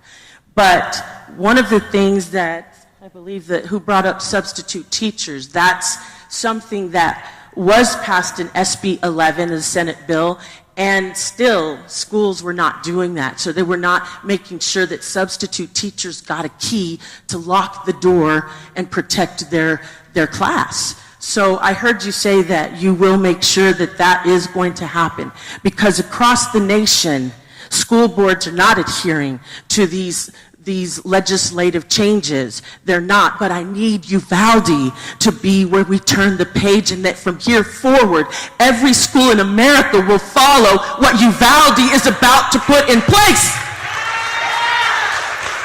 So when you do work on your multi-hazard emergency operation plan, I would like you to make sure that not only that it's included about substitute teachers and keys, but that it is enforced, because you have to inspect what you expect. You have to, Dr. Harrell. And I'm going to finish on this, because I see DPS in the room, and I can't help but wonder if they just didn't find our children worthy of being saved. I can't help but wonder, because your father, the last time there was a walkout, he was in a school board meeting tiny that a conference table took up all the space, so a whole bunch of Mexican Americans had to stand along the wall, and he was more afraid of catching tuberculosis. That's what came out of his mouth, sir. So I hope that you in this generation will be better than your father.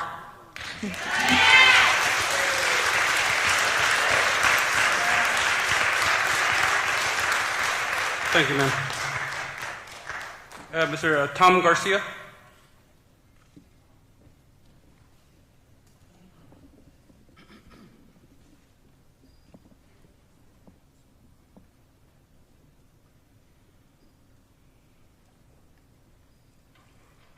Good evening, Dr. Harold, President Fernandez, and the school board. I'm here to address you. I am the grandfather of 3 children that attend the Uvalde CISD. I'm not here to point fingers, make blame on anything. There's blame to go everywhere. My condolences with the families. But I started looking at the security resource officers. And the objective was to see what is a safe school. And some people say, well, it's one where you have few or no violent acts. Another way is a place repleted with bulletproof glass, metal detectors, razor wire. Another one is a school that values strong, warm relationships among faculty and students. A police presence can make a school community feel safe. SRO programs find that facilities, parents, students feel safer when the police officers are present in the school. I'm not going to cite the resources, but I will give it to Mr. Fernandez. So since Columbine, the federal government has put out a lot of money, $750 million on adding SROs. For someone to suggest that SROs prevent school shootings is absolutely unfounded in the terms of science. There is no support for that statement at all. And that's Tom McGowan, a criminal justice researcher for Bowling Green University. In 2018, the Congressional Research Service reported that the presence of SROs were present at the school shootings, or preventing school shootings was unknown. The same year, the Washington Post analyzed 200 incidents of gunfire since Columbine in 1999. In that analysis, in that analysis of shootings, SROs stopped one instance of active shooters. So that's what the Washington Post told me. I saw another one that said 179 shootings, and they had one stop, the same one stop. Our SROs cannot be expected to stop an active shooter. While SROs do effectively reduce some forms of violence in the schools, they do not prevent school shootings or gun-related incidents. While there is no conclusive or consistent evidence that SROs reduce crime among students or prevent mass shootings, the research shows that potential costs to students and communities are real. Evidence shows that the presence of SROs can mean increased rates of arrest for students or for minor offenses such as disorderly conduct, simple assault, and resulting in a greater number of children that necessarily bring exposure to the justice system, which we know is quite skewed. From May 2020 through June 2022, at least 50 districts serving over 1.5 million children have ended their school policing programs or cut their budgets. Unlike department stores, grocery stores, and parades that we have seen lately, they suffer from domestic terrorists. Our schools are attacked by its students. They are the ones most likely to be locked in your secure school. You can put in measures that give a sense of security so that we can feel better, feel more at ease. But we will not solve this complex problem. You, the Uvalde Consolidated School District, do not have the solution nor the power to stop gun violence in schools. However, you do have a very public platform. Everyone's watching you. You can demand that Texas governor call for a special session to address gun violence. So those are just my comments. Thank you so much. Thank you. Thank you, Mr. Garcia. Thank you.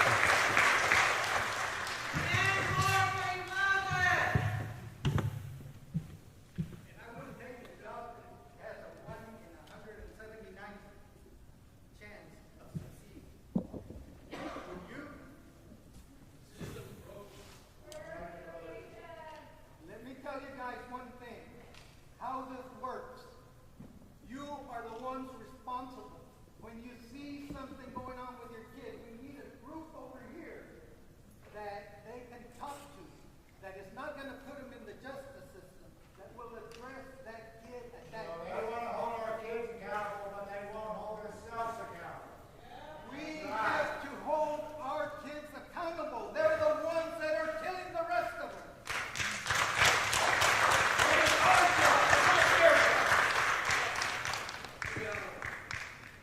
Next up, we have, thank you, Mr. Garcia, once again, appreciate it.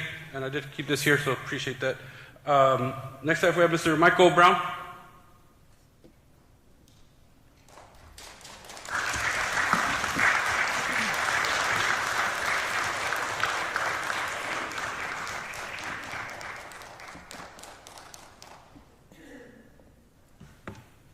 I'm going to make it simple as is true or false, or a yes or no answer.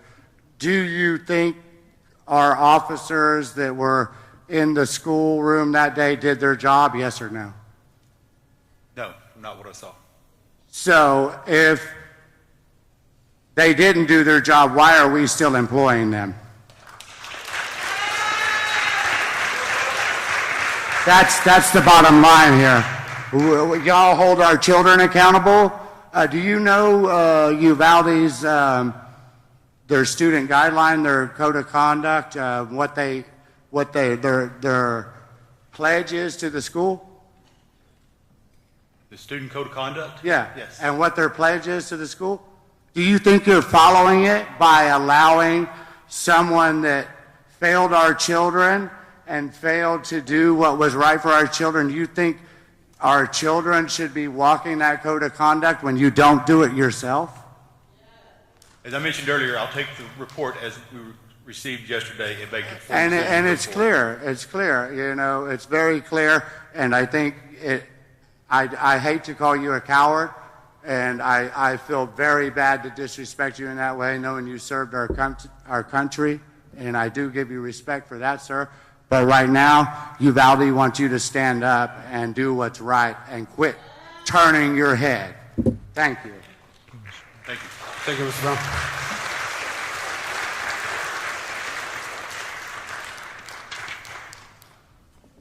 Brown. Next up, we have Michelle Prouty.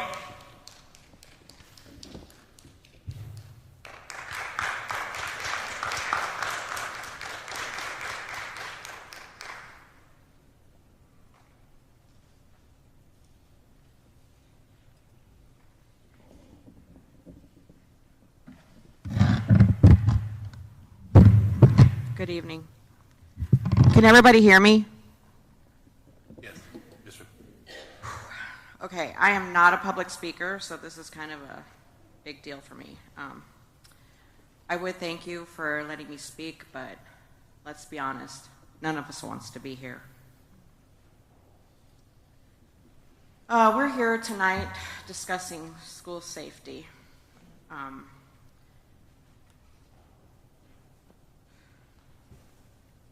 Kind of a touchy subject. Most of you here that do know me only know me because of this tragedy. So just to give you a little bit of background, I went to school in Nueces Canyon. I did attend first grade at Anthem. I went to the junior college for 2 years and then went off and joined the United States Navy. My mother, she did her student teaching at Robb Elementary. And then she spent the rest of her teaching years at Flores. Her name was Mrs. Humphrey. So maybe some of you behind me had her as a teacher. She taught 5th and 6th grade math and science.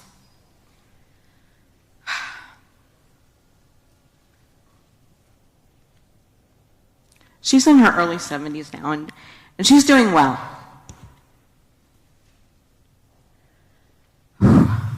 But she's a widow, and she's living alone in the hill country. So, in November of 2020, I decided it was time to move closer. And I bought a house in Uvalde.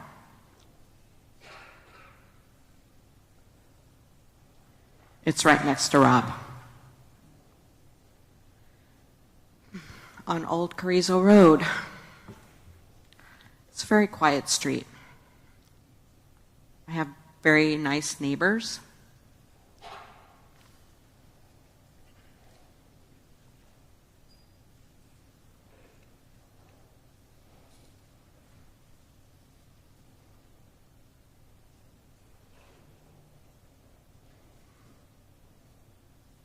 and I can see the school from both my front porch and my back porch.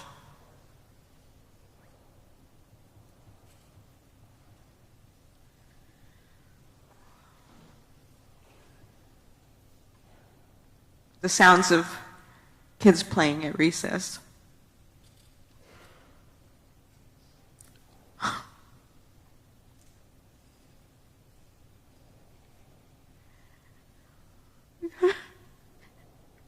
Sorry.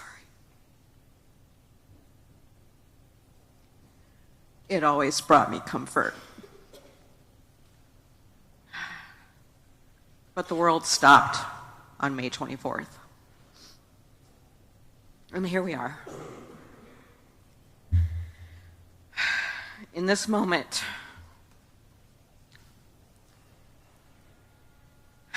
this nightmare to discuss school safety measures. We wouldn't be here if it weren't for the egregious failures that started from the very top. The school district has been failing this community for a long time, and it's caught up to you.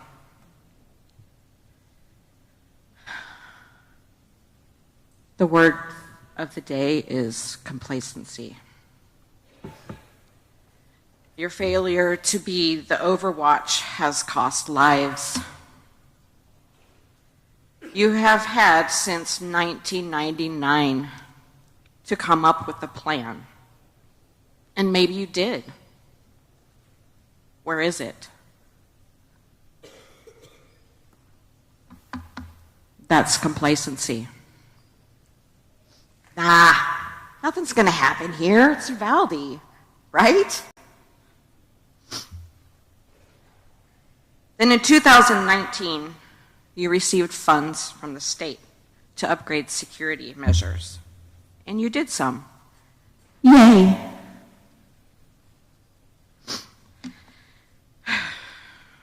I heard someone discuss the topic of the money.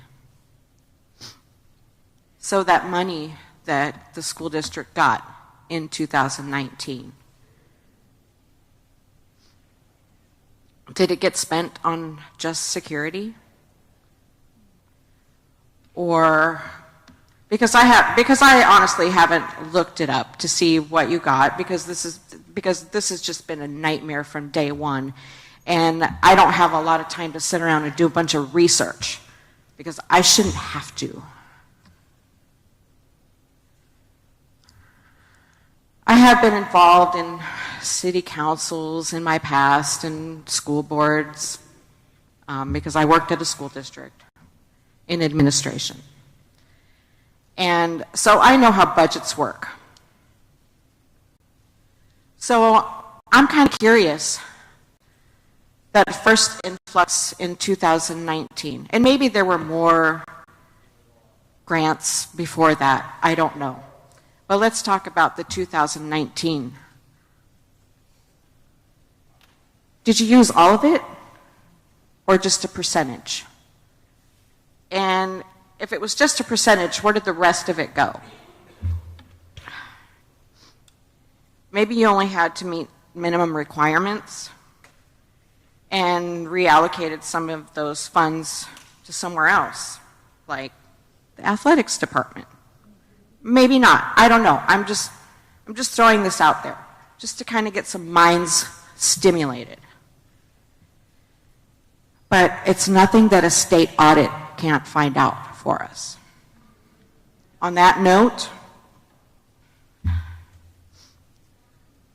I do believe that this room is full of very angry and alert watchdogs. They're going to want receipts as you spend the donation money, etc., that's earmarked specifically for safety improvements.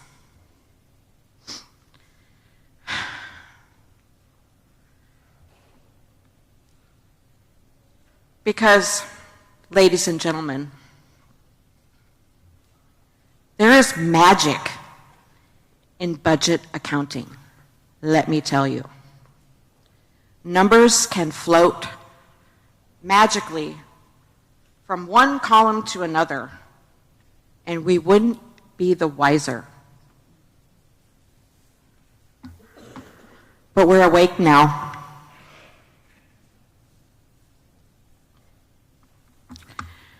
And I don't think any person in this room is going to let anything slide ever again. Okay. Moving on to the next failure. The list is long, but I'm only going to talk about two. So this second one.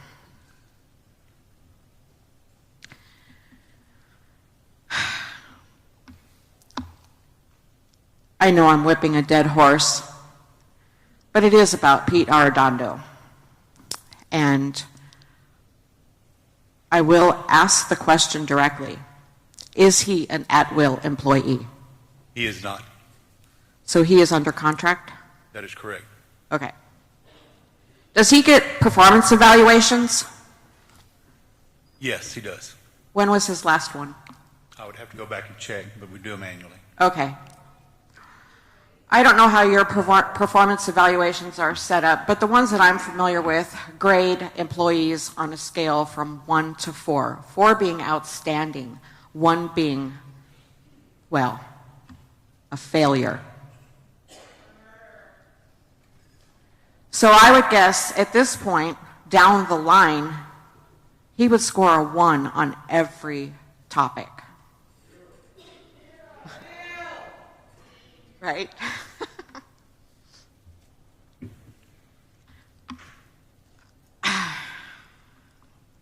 I just don't see the point in waiting. The investigation has nothing to do with his performance as an employee of the school. He is an employee of the school, and he failed to do his most basic obligations.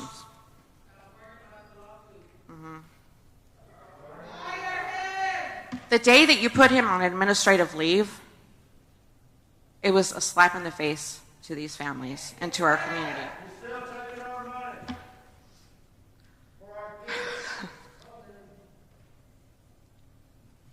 Today I looked at the Keep UCISD Safe page, and it boasts the primary goal for Uvalde CISD Police Department is to maintain a safe and secure environment, blah, blah, blah. He failed. He and any UCISD officer that was on site failed, and therefore an ongoing risk to the safety of this school district.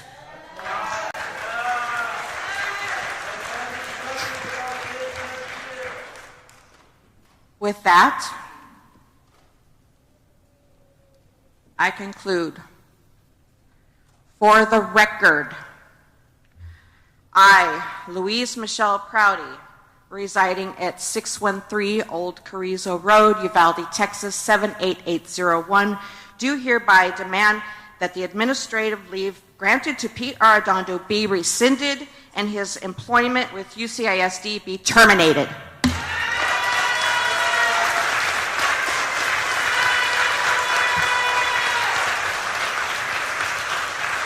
Thank you, Ms. Prouty.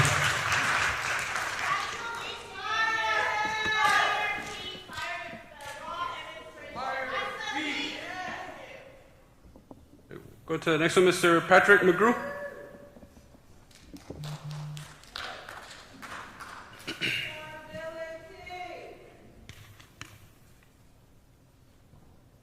First, I want to thank you for letting me speak here today.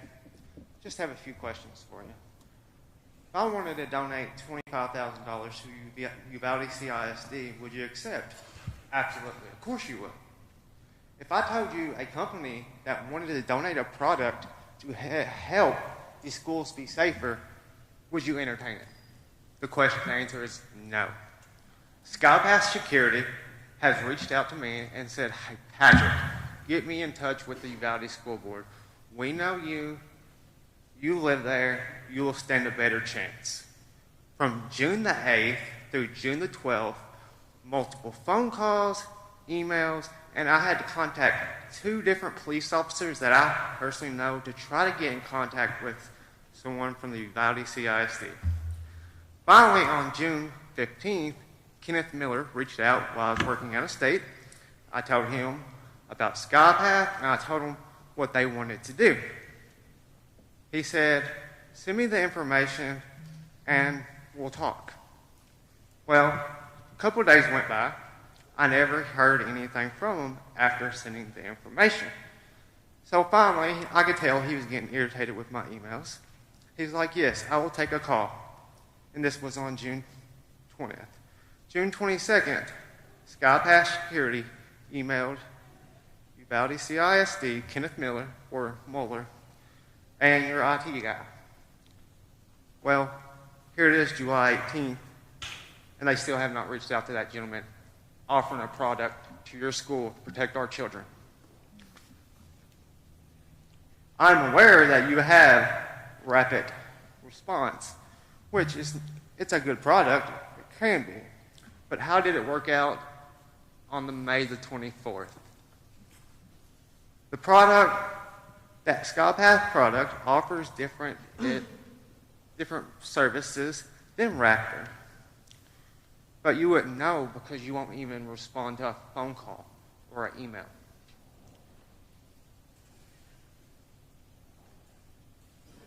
SkyPath could even be the worst product on the fucking country. But it was free, and you won't even entertain it.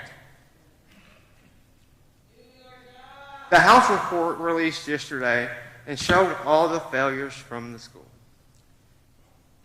You, Hal, were hired to be a leader. You were hired to make sure our children get the education they're needed and to make sure our kids were safe. The schools were not safe. The locks were broken. Admin knew the locks were broken, and other things. As a leader, when your people fail, you fail. That's what leaders do. They take the blame when their people fail because, as a leader, you work as a team. You failed. I would ask you to resign, but we both know that's not going to happen.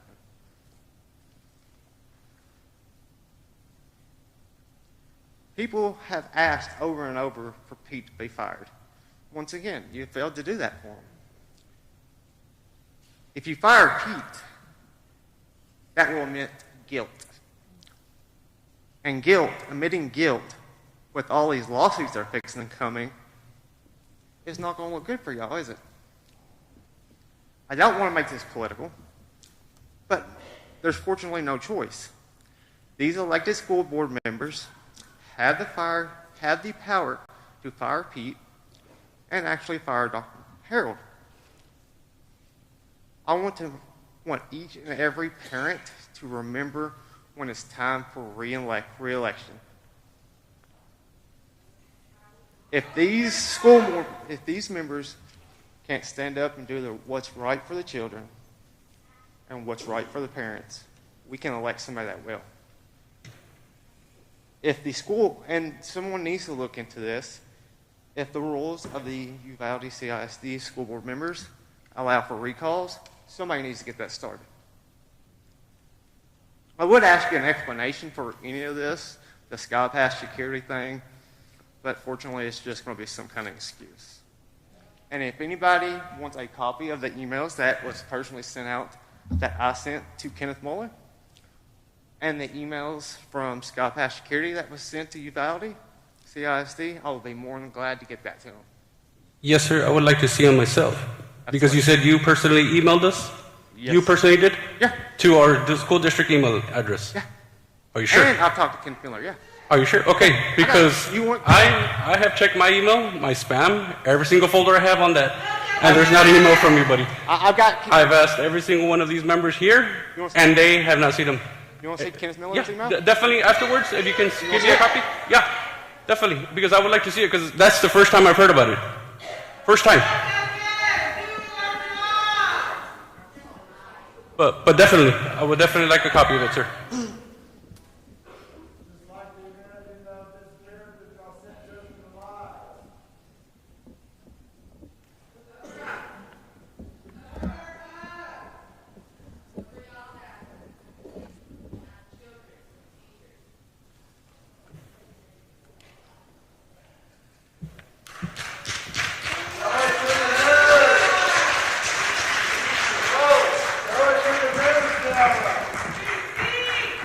The email is addressed to Mr. Ken Miller, not to myself or the school board.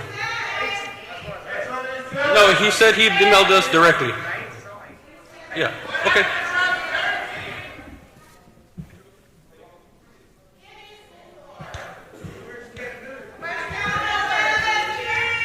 Yeah, but regardless, if he's in charge of student services, he won't even reply a call or reply to an email, and especially to a product that's free that could help.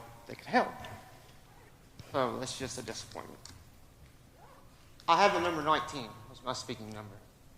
I'm going to lay this on that stage because y'all need to look at this for the rest of the night because you failed our kids. I am a parent, and I will not ever send my kid to this school. Y'all need to look at this the rest of the night.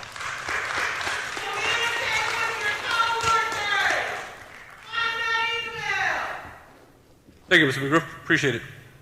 Next up, we have Ms. Diana Alvedo Caru.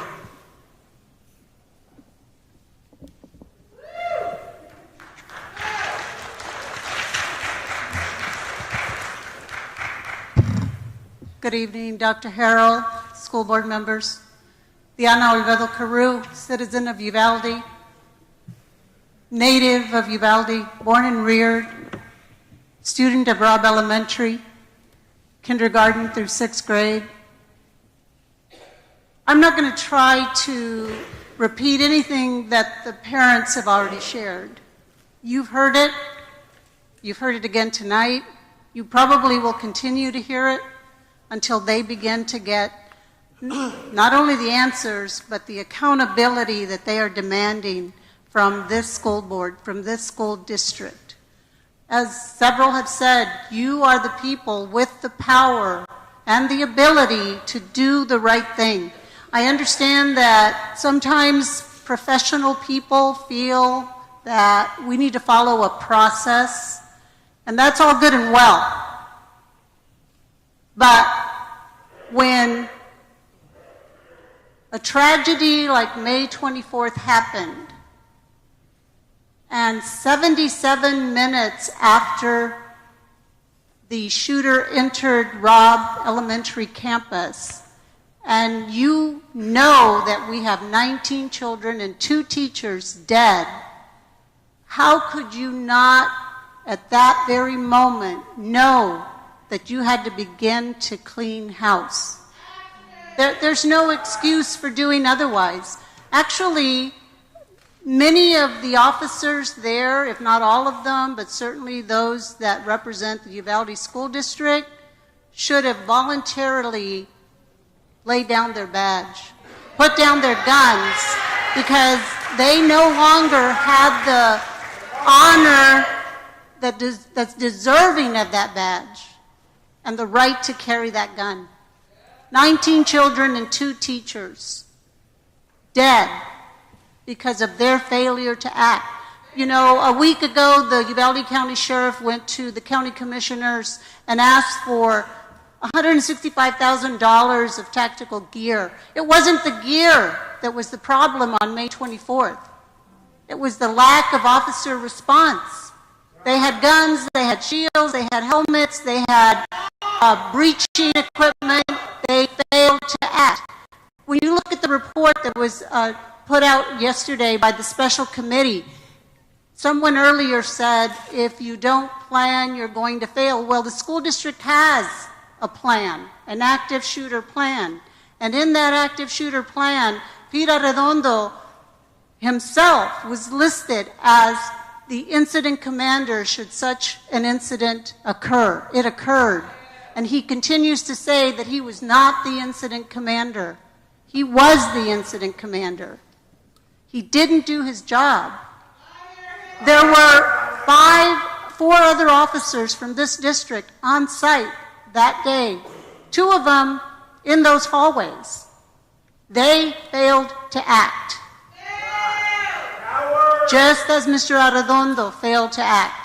I personally don't know where your other 2 officers were in terms of site that day, but I assume that they had as much knowledge as the other 3 officers did. So when you, upon putting Peter Arredondo on administrative leave with pay, turn around and appoint Mike Hernandez as acting police chief for the district, you're adding insult to injury. He was on site. He failed to act. So you cannot be surprised when the parents in this room continue to call out for accountability, continue to even call out asking you to resign, asking you to fire these police officers, at the very least to suspend them. Multiple systemic failures, a culture of not following the rules. You have all the policies anybody could ever want. The problem is nobody follows them. And on May 24th, it cost this community 19 children's lives and 2 teachers.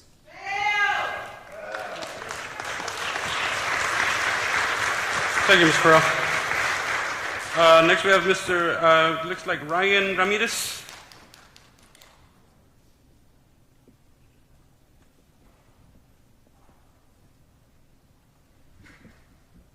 Thank you for having us up here. We got 2 things to talk about. Do y'all know anything about our mail, why it's been opened when we received it? Yes, bail was opened and checked because we also received things that were inappropriate being sent out to families. Then second,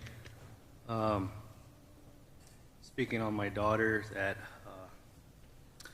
Alithia, she had entered the bully prevention on November, and for her grade level, and the title states that kindness takes courage. On November 18th, 2021, Robb Elementary posted winners on their Facebook where Alithia had won. She was so happy because she wanted her artwork to be known, and we as parents showed her the post, and she was happy that she was getting a plaque. That never happened. And she had entered the Christmas postcard contest where she didn't win, but she would come home to us saying that there's kids being surprised in class and their postcards are being enlarged, and we're happy.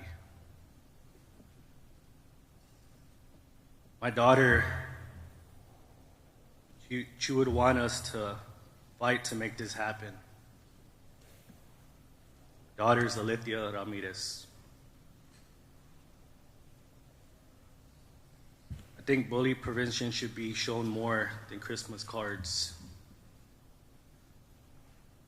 I don't know if this killer was a bully, but she was killed by a bully. To make something happen, please. Yes, sir. Thank you, Ryan.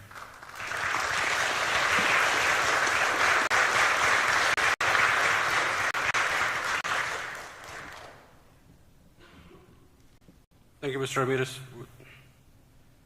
Next, it looks like it's Vicente Salazar, I believe. Is that correct?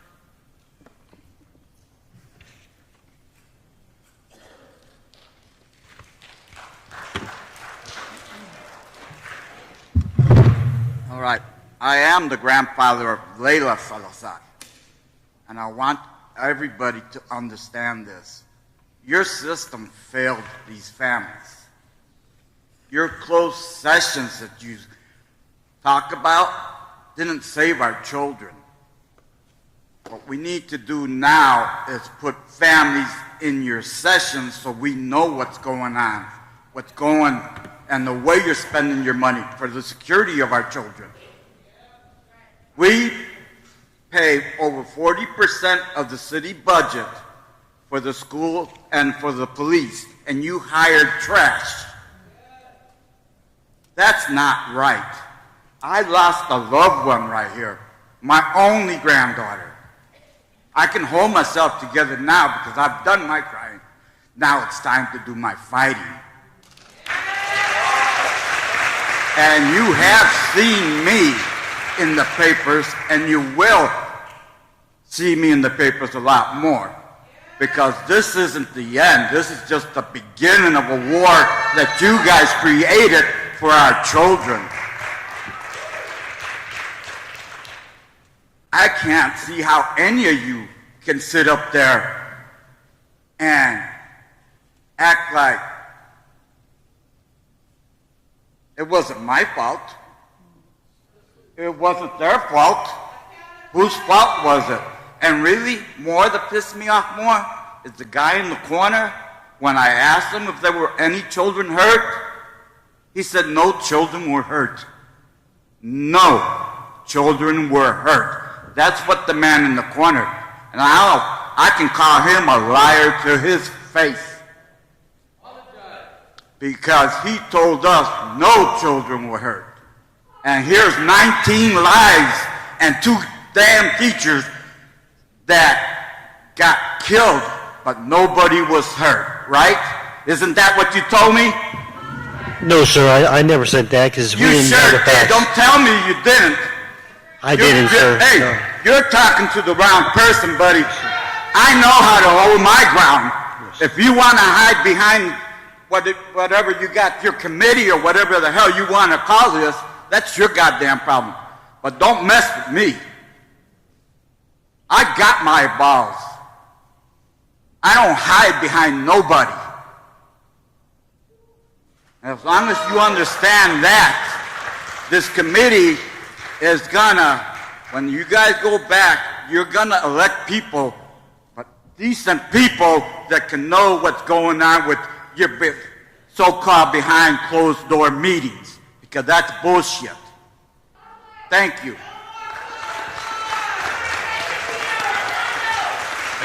Thank you, Mr. Salazar. Appreciate it. Next is Javier Chavez.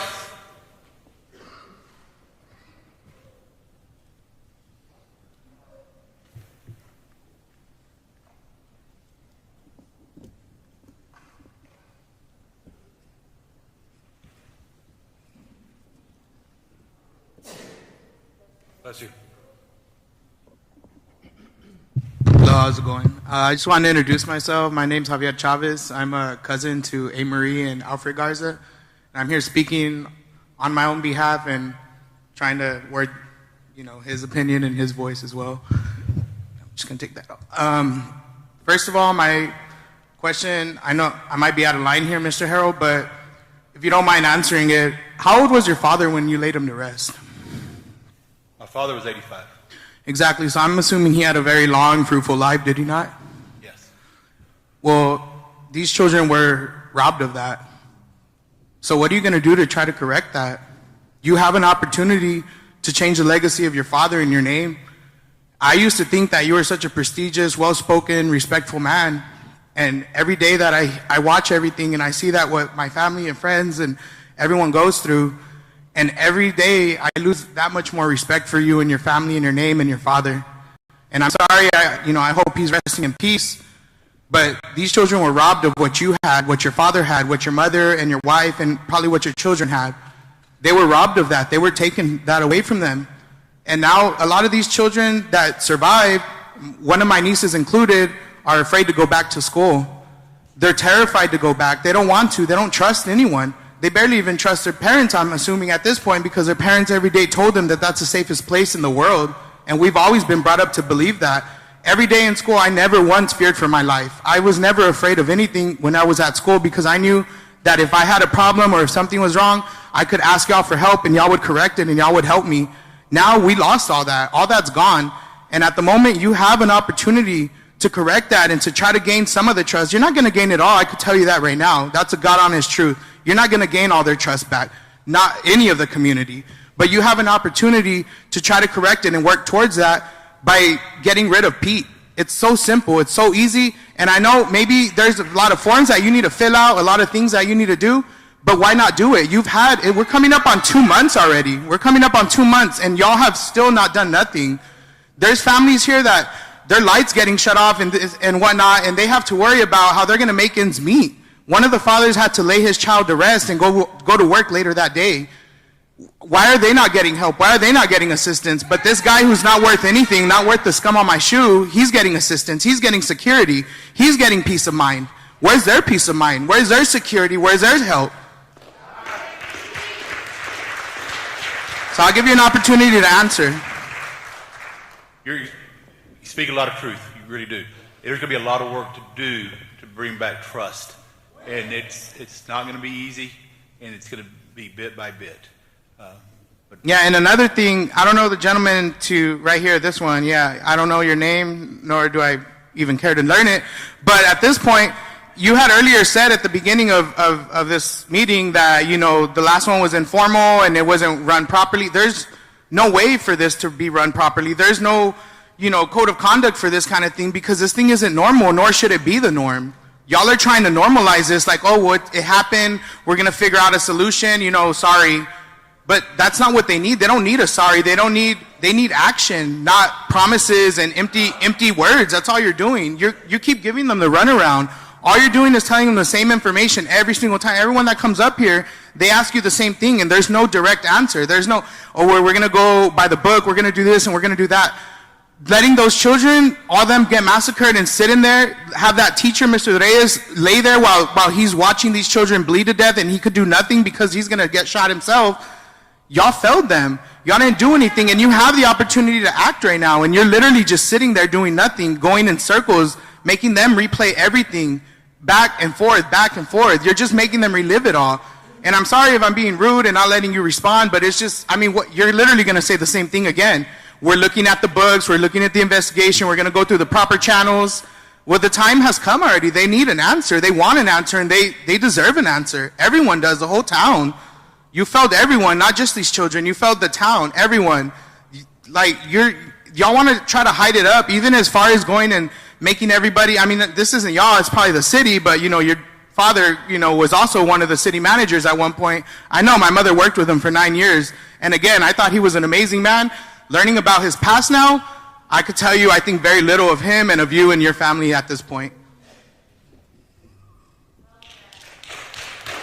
Yes, sir. And like I mentioned at the beginning, we're going to do everything we can to get it done correctly.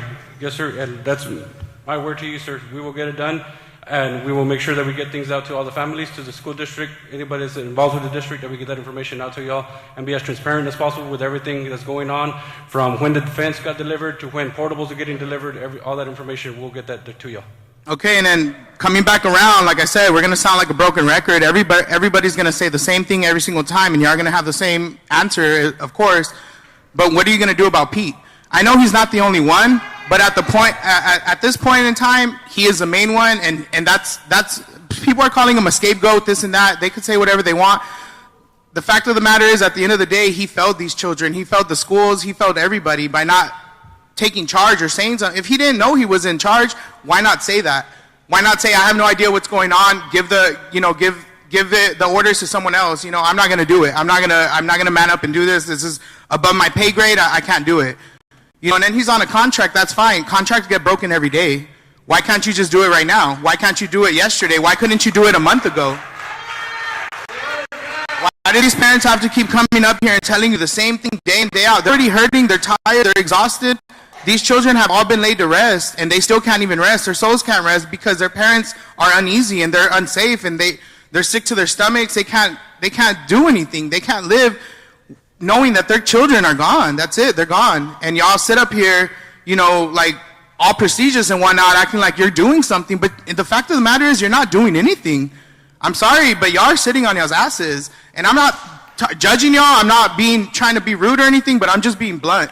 Because this is something bad that happened. This isn't something that's normal. It's not like someone broke a window at school, okay? Like, these children were murdered. They were massacred. It wasn't an accident. It was intentional. This guy went in there and did what he did.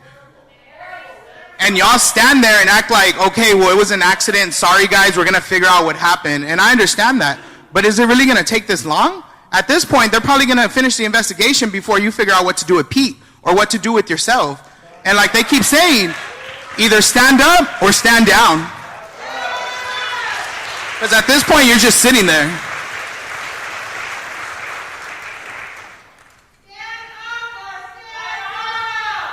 And then that too, another thing, how you said you're looking into additional law enforcement. Who's gonna pay for that? Is it taxpayers' money? Is it gonna be taken out of the fund that y'all been given to secure our schools? Where's that money gonna come from? Because you're gonna keep the ones you already have employed, or you're gonna keep them and bring a whole other set of law enforcement. That's gonna be pricey, that's expensive. We've all heard about how much it costs just to get all these law enforcement people out here to take care of us because apparently our own law enforcement couldn't do their job.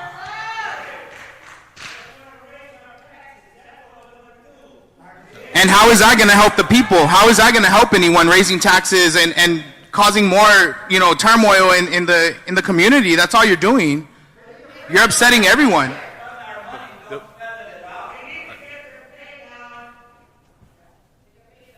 There'll be grant money that we'll use to pay. Okay, so why wasn't that grant money used before? Is it just we had to have a tragedy like this in order for y'all to realize, okay, the safety of our children is really important? Y'all have always stressed that to us. Me as a child, I remember you as superintendent. I worked at a summer program at your building, and you would always stress that how children are the future. That's why we need to focus on them, their education.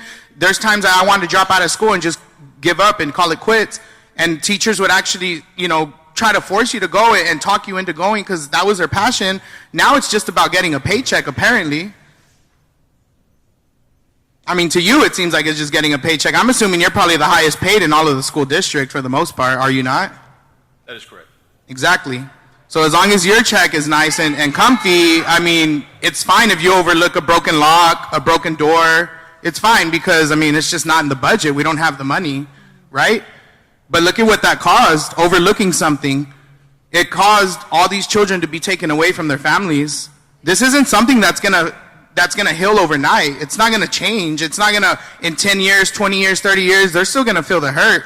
By then, most likely, Father Time will do his deed with you, and you won't be here to see all that. But all of their brothers, sisters, cousins, uncles, aunts that are younger, they're gonna be here for all those years to remember that and see that. So don't let that be your legacy, Mr. Harrell. Be the change. Like, do something. Even if you have to jump through hoops and skip a certain process or something, it's fine. Because it means that at least there's something that you're gonna fix. You're gonna do something. You're not just gonna stand around and say, oh, well, I can't do it because this, I can't do it because of that. That's all you keep telling these people. Like, I've sat back there listening to everything, and it's literally, y'all are just a broken record, just the same as them. Like, they want Pete fired, they want him fired. Maybe it's not that easy, but in the end of the day, it is. When you want someone gone, you can get them gone, and I've seen them do it at the school district. I've seen them. When someone's not wanted, they get rid of them.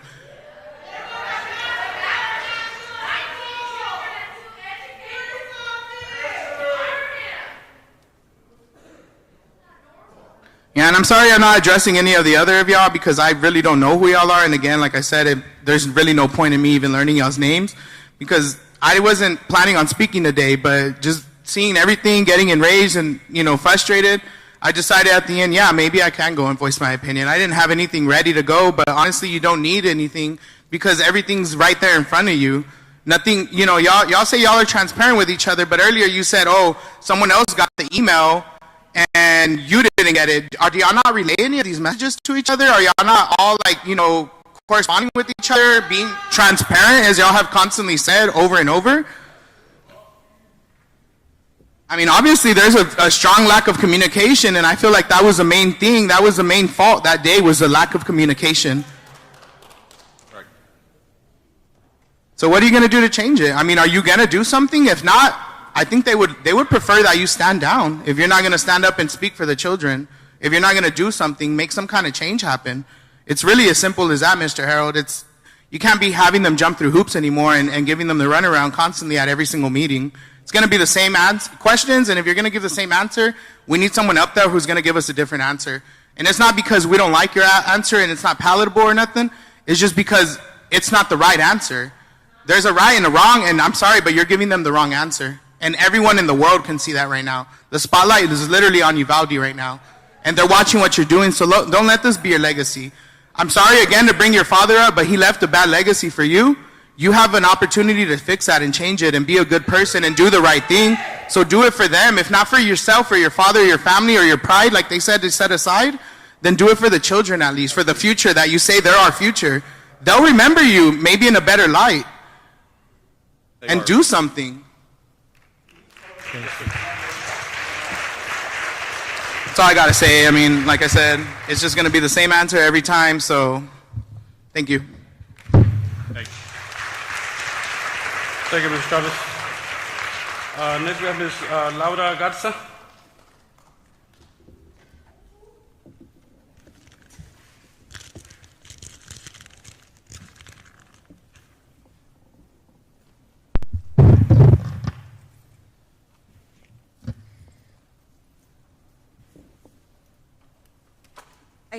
I come to you today as many things, a parent of 5 children, 4 of which are in your district, an aunt to one of the children lost in this tragedy, and as just a human being. I didn't know if I wanted to write something down or if I wanted to just speak from my heart if given the chance. I keep hearing how every department needs to hold their own accountable, and you as a superintendent hold and dictate what happens to the man who was supposed to be in charge the day this tragedy happened. I ask you, hold him accountable for his actions as only you can. I ask that you understand me as a parent. Sending my children back to UCISD is giving you another chance and yet again placing my children in your care, and that is not something any mother takes lightly. My daughters are going to the 11th grade and hold the numbers of 29 and 31 in their class and take their education very seriously, and that is all in jeopardy to them not wanting to come back to school here. As much as I want to pull them from this district, they have put so much effort into your early college program and are on the verge of losing it all due to feeling unsafe. I have a son going to the 4th grade, afraid for his life, only to go back to school and remember every day that he lost his cousin in that very grade. Every child in this town's education is going to be affected because of this, and their education is what helps make them be the change in this world and be the leaders we all need them to be.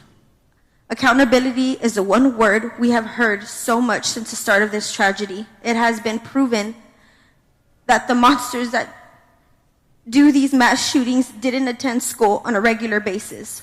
As a person who held the position as an attendance clerk in the past for this district, I have seen firsthand how many kids aren't made come to school. So my point here is that it starts with the school district and what is being done to change that.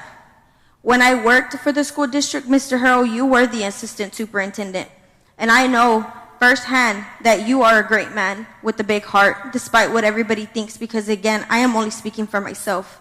And I pray that you prove everyone wrong and hold everyone accountable for their inaction. And going forward with this school year, that you make sure that every person you hire to protect our children is overly trained and equipped. I also want you to remember that it is legal for an 18-year-old to purchase these kinds of weapons that killed our loved ones. You have kids at that very age at this campus. So I ask you take that into consideration when you make the decision on what's secure enough for our children. And I also ask you to remember one thing and one thing only. Our children are what makes a school, and without our children, there will be no school. Thank you. Thank you. Very well said. Thank you, Ms. Garza. Lastly, we have Mr. Jesus Rizzo.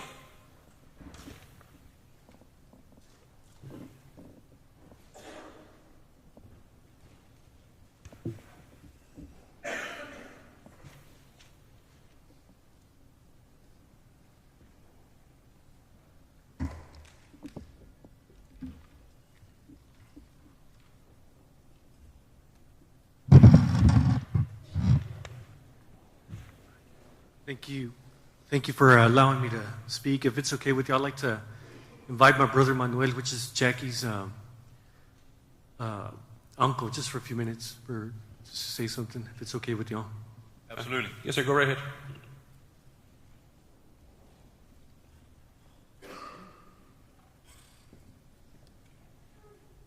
Hello, I'm Manuel Rizzo. I'm Jackie's uncle, as you heard. You can relax for a little bit. I'm a little nicer than the rest of these moms here and speakers that I've heard here today. But I have something important to say about the Raptor system that's required by the school policy. It sounds like a really fierce system that we have in place, but it's yet named after an extinct animal, a dinosaur. This system was designed to alert staff members of multiple situations, such as the one that failed and took the life of my niece. UCISD approved the recent installation of the Emergency Management Alert System in just October of 2021. I'm sure you board members received a comprehensive contract indicating all options available and selected those, as well as who made the recommendation to purchase the final equipment. Did you review all the proposals and eliminate any valuable options to save money? Yes or no? All of them do get reviewed and get sent to us. We go with the best option. The recommendation is made by the administrator, whether it be Dr. Harrell or the person overseeing that. In open records, we can request those, correct? Yes, sir, that is correct. Okay. Who's responsible for implementing, training, testing, and documenting the Raptor system in its entirety? Can you name the person? Director of Student Services oversees that program. Who does that person respond to? To me. Okay.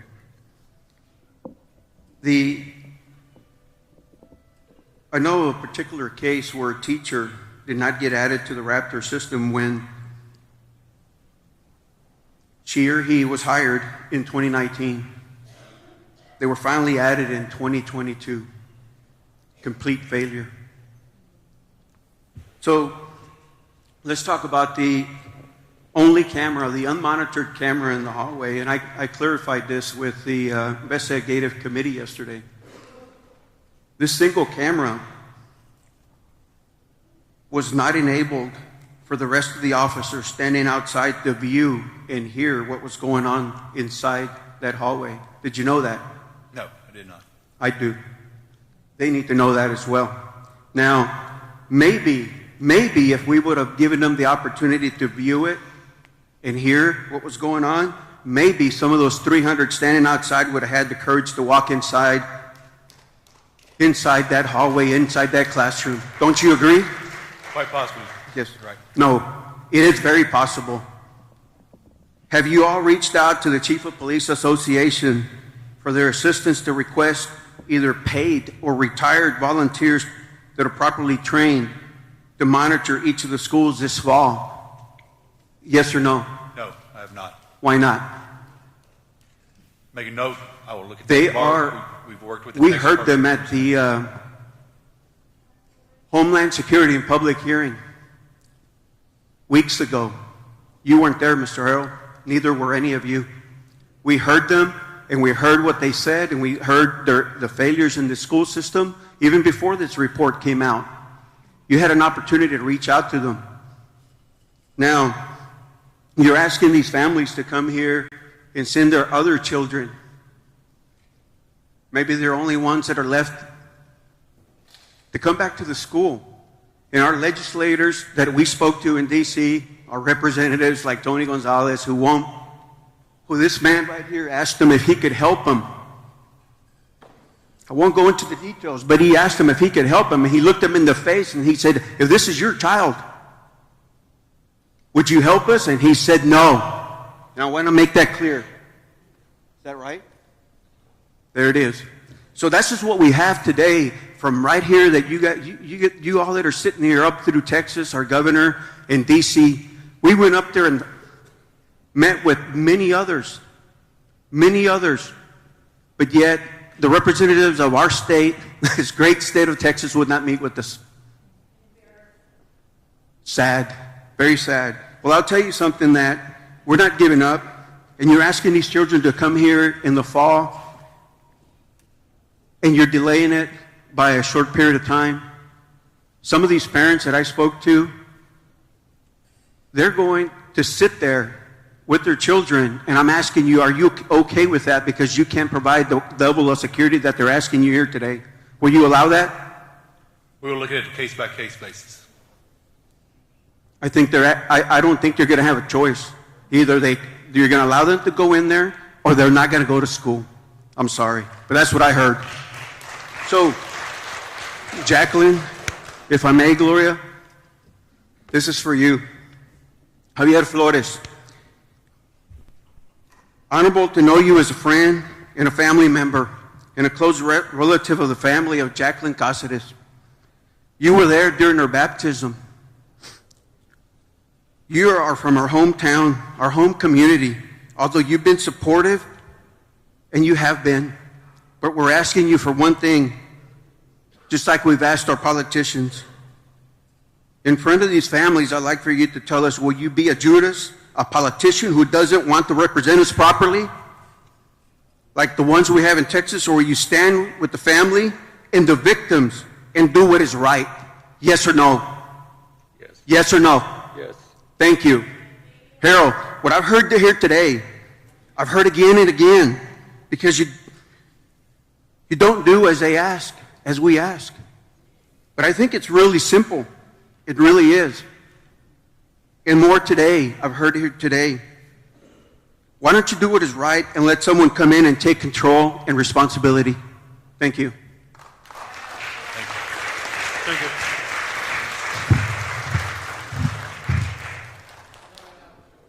Thank you, brother. Wanted to ask you guys if somehow y'all could get JJ on the line. I had some very direct questions for JJ. Totally dropped the ball. I was looking at his resume. Extremely impressive. Guy graduates, he teaches classes, SWAT member, patrol officer, you name it. From what I understand, he was at the location.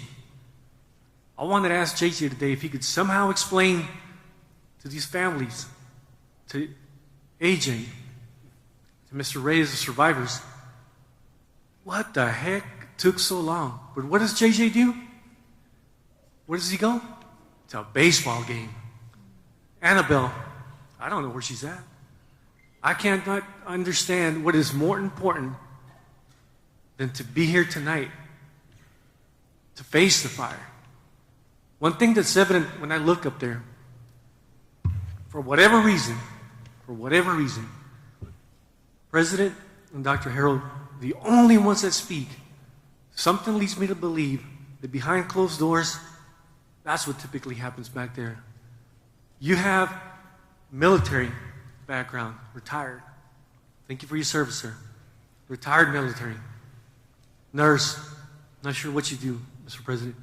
I believe you're an educator. Someone, some way has got to get ahead of it. It's called crisis management. You do not sit there and you wait until everything's falling apart, the world is crumbling around you, for you to say finally, I think I'm going to place Mr. Arredondo on administrative leave. The gentleman back there mentions terminate the employment. I've got news for you. The lawsuits are coming anyhow. What's one more? Buy him out, retire him. You got to move forward some way, somehow. Dr. Harold, I asked at the previous meeting, Dr. Harold, I mentioned that we may have to ask for your resignation. The way things are going, Dr. Harold, doesn't look good. I don't believe it's going to end well. I don't believe it's going to end well for any one of y'all.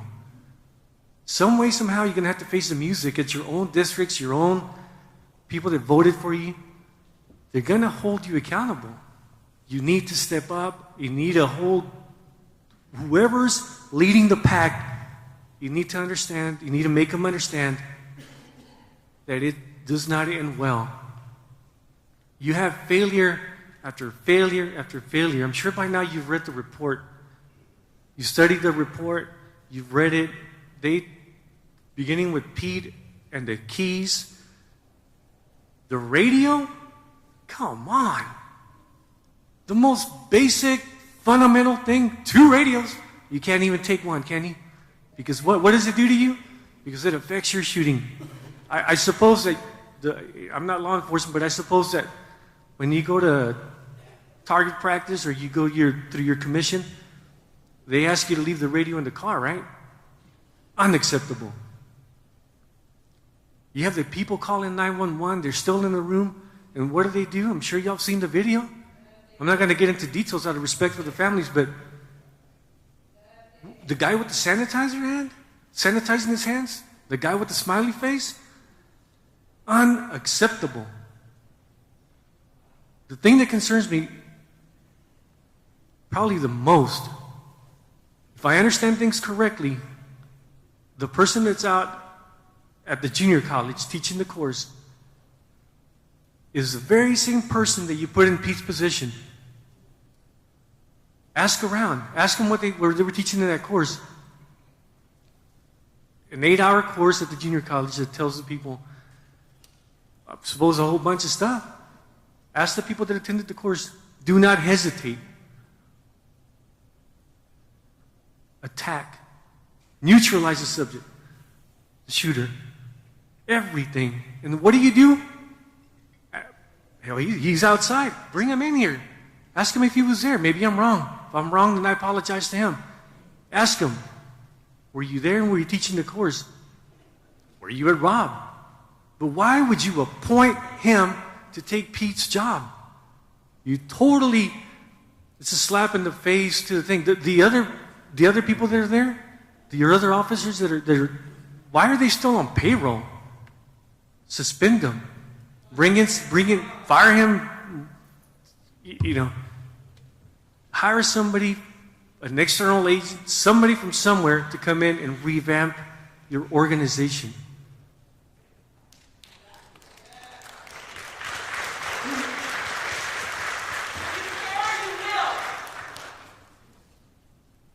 I'm gonna leave you with one thought, Dr. Harrell. But before that, I'm going to open it up. Flores, Mr. Lambert, Mrs. Perez, Mr. Fernandez. Can't see that far, I'm sorry. Mr. Fowler. Mr. Fowler. I'm going to open it up. Address the public. You got the floor. You got everything. But when you get a chance, ask JJ to come up here and man up. Answer the questions, JJ. Very simple. You're the subject expert. You do the curriculum. Do everything that you're supposed to do, JJ. You got your master's, you got everything you need. But you can't postpone a baseball game. You can't put somebody else in charge, right? So what do you want to do? You don't want to take the heat. Just like you couldn't handle the situation at Robb, JJ. Here's my thought. Dr. Harrell, you're the CEO of the organization, sir. It all, as I mentioned before, it all rolls right up to you, sir. You need to ask yourself a question: is it best for me to step down, to step aside for the better of the community? And if the question dictates that it is, then so be it, sir. Maybe that is the best legacy you can leave behind, sir.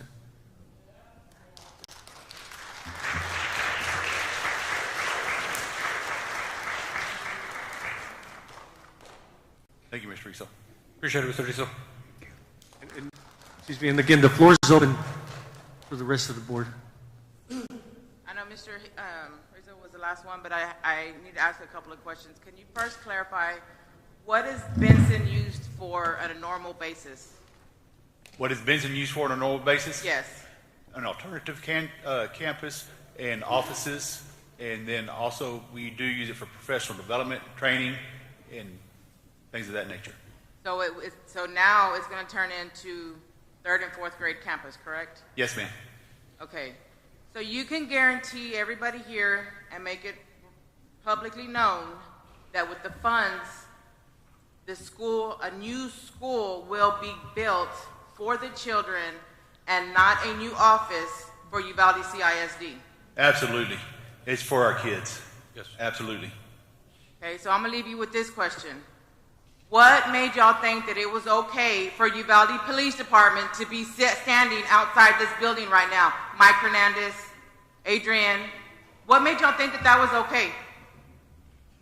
After what we just saw, we witnessed. What made y'all think it was okay? It's a rhetorical question. They're still our employees, and I expect them to show for work.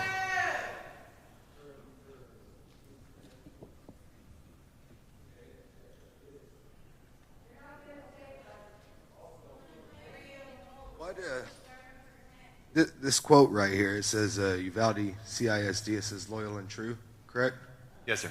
Are y'all loyal and true to us and our kids, or to Pete and the other officers? Who are you loyal and true to, is what I want to know. No, answer. Yeah, students and parents. And students, parents, and staff, absolutely. Everyone that... So why the hell does Pete still have his job? Loyal and true my ass.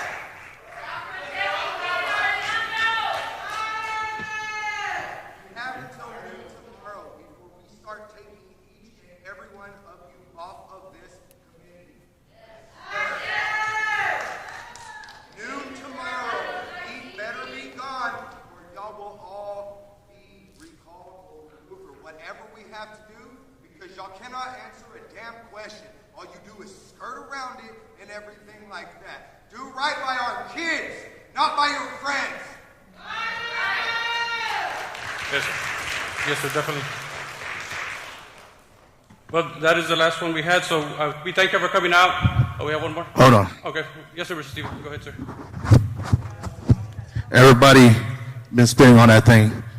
Take away everything that I am, except for the OG, because I would have ran in that school, I would have died trying. That's for sure. Come here. Luis, come here real quick. Yes, sir. No, because this is the only person out of this whole group who contacted me to give their condolences. Thank you. But I want you to look at my daughter. And I want one thing. I want one thing for my daughter and all of these that we've lost, and that's accountability. That's all I'm asking for. I'm as pissed off as everybody in this room, but I'm composed. That's what I'm asking of you and everybody up here.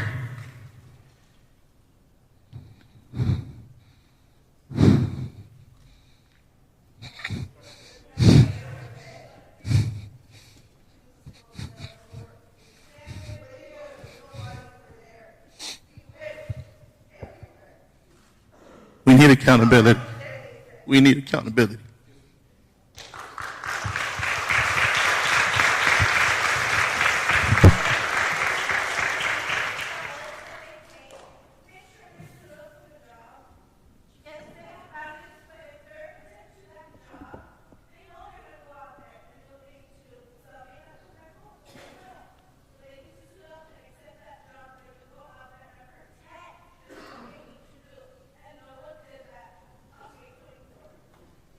Yes, ma'am. I just wanted to say I appreciate you guys for turning off the timers. Your last meeting was a disaster. I couldn't believe it. I watched it. Turning off the timer is very important. It's very important for these people to talk to you, and it's very important for you to listen. All of you are elected up there. None of you have talked. You need to talk to these people. You need to answer. Butt in. Don't let them take all the answers. Butt in. You can answer. That's good for you. They want to hear that. Last. Once a month a meeting is not adequate anymore. You guys need to meet either every week or every 2 weeks and listen to these people. Open mic, no timers, listen to them. And then you answer them what you're doing. How are you changing things? What are you doing? They need to know every week. And that's all I've got. Thank you, Skip. Thank you, Chip.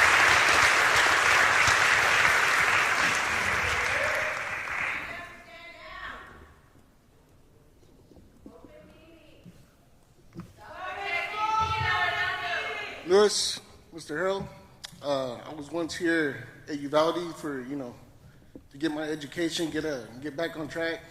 Went back to Carrizo, didn't finish there. But my thing is how seriously do you take lockdowns? Very. So how did JJ get his daughter out when the school was already on lockdown? I'm not aware that he did. Yeah, nobody's thought about that.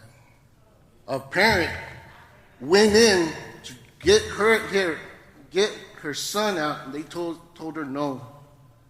JJ walks in and comes out walking with his daughter. How seriously do y'all take that lockdown? That's how easy that a police officer could go get their own child?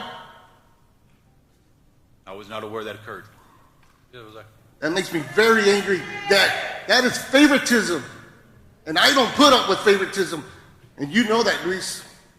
You coach my son. Yes, sir, definitely.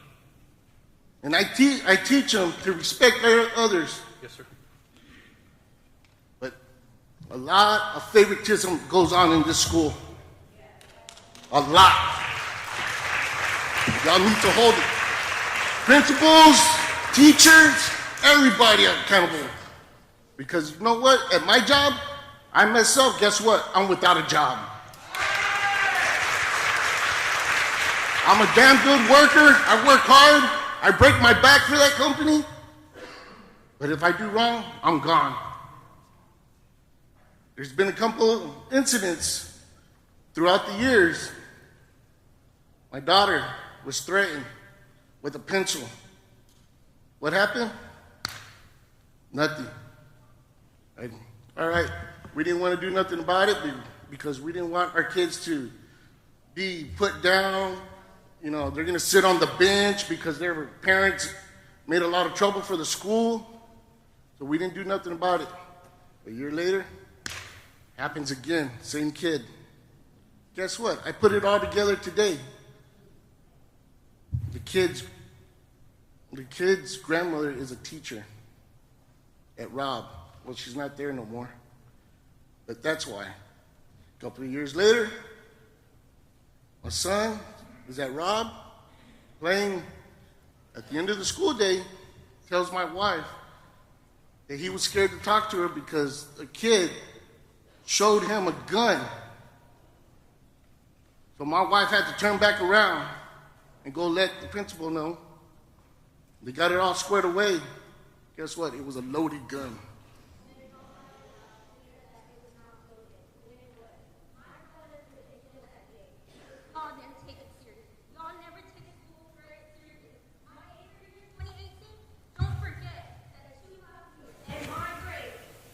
To kill people. They had a hit list.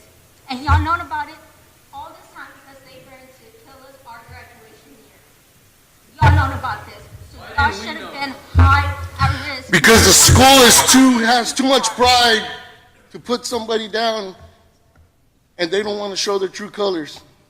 You know what? If my kid does wrong, they do wrong. They go to jail. You got to hold everybody to the T. That she was going to kill me. Right? If I were to go and say, hold a pencil to this man right now, do you think I have all these officers on me? And what would I be charged with? An assault. But nothing was ever done. Nothing was ever done. That hurts me that my kids come to the school and they got to put up with all this bullcrap favoritism. I could go on. I got a bunch of stories. I don't work here, but when something needs to be done, guess what? I come to the school and it gets done. So I need y'all to man up, woman up, do something. There's more to this in this school that goes on that a lot of parents don't know. I'll get with y'all. I thought you were news. But I'm already tired. I was sitting at my house watching this live, and you know what? I finally got the guts to get up and walk down here. No matter how much, I got 2 kids left in this school, and no matter how much, if they got to sit on the bench for that, well, you know what? Y'all are just a piece of cracks. That goes for the head coaches. This is going to be y'all's new, this talk for Uvalde County. Moving on, your kids, You need to bring your kids up here and let them talk to these people. What do we got? Another 10 years, 20 years. Hopefully, a little bit longer. Exactly. This should be Uvalde. Your kids, you need to get them to speak up. Not to hide. Not to be scared to speak up. How are y'all supposed to let these kids go back to school when y'all don't take threats seriously? How many times does this have to happen in our country? Can you answer that? Because I'm tired of seeing it all over social media that people get their lives taken every single day. Enough is enough! Y'all need to put those fences, y'all need cameras, and make schools secure, because how are y'all supposed to expect these kids to come back when they don't feel safe? School is supposed to be a safe place, and it's not. And that day of the massacre, my brother was at the high school, and he was in his classroom for 4 hours, and he had to go to the restroom, and the teacher was gonna let him go to the restroom when SWAT walked in. If it was a school shooter, my brother would be dead today. Because when y'all were on lockdown, nobody should be going outside to use the restroom. They should be secure in the classroom. And for a teacher to be letting my brother go to the restroom, he would have been dead. Just like every cop knows, any little movement that person makes is possibly shot, dead. So that teacher was going to let my son go out to use the restroom. And luckily, when SWAT came in, I don't know what he did or what, but luckily he wasn't shot. Because it could have been a bad day for me. I'm sorry for it, but it would have been a bad day for me. And he's just a quiet person that minds his own business and likes to do skating and pole vaulting. And that's all he cares about in his school. He plays basketball. So y'all need to start holding the teachers accountable. That's why teachers leave, because there's so much favoritism. Hey, you know what?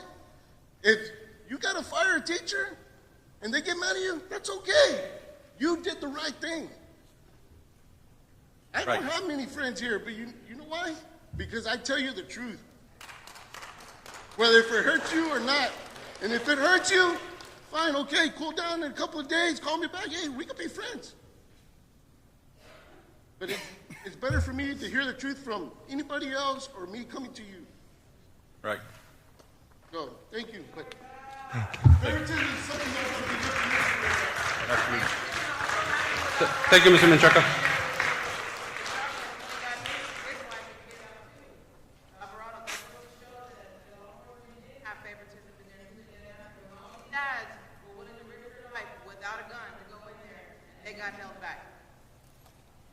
Yes, ma'am.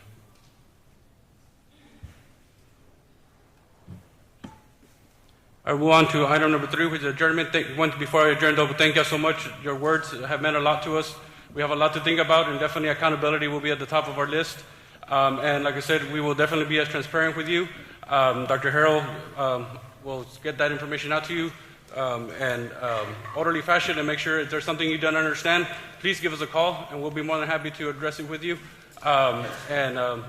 We'll make sure to get this right for our students. Thank you so much. Appreciate you. We are now adjourned.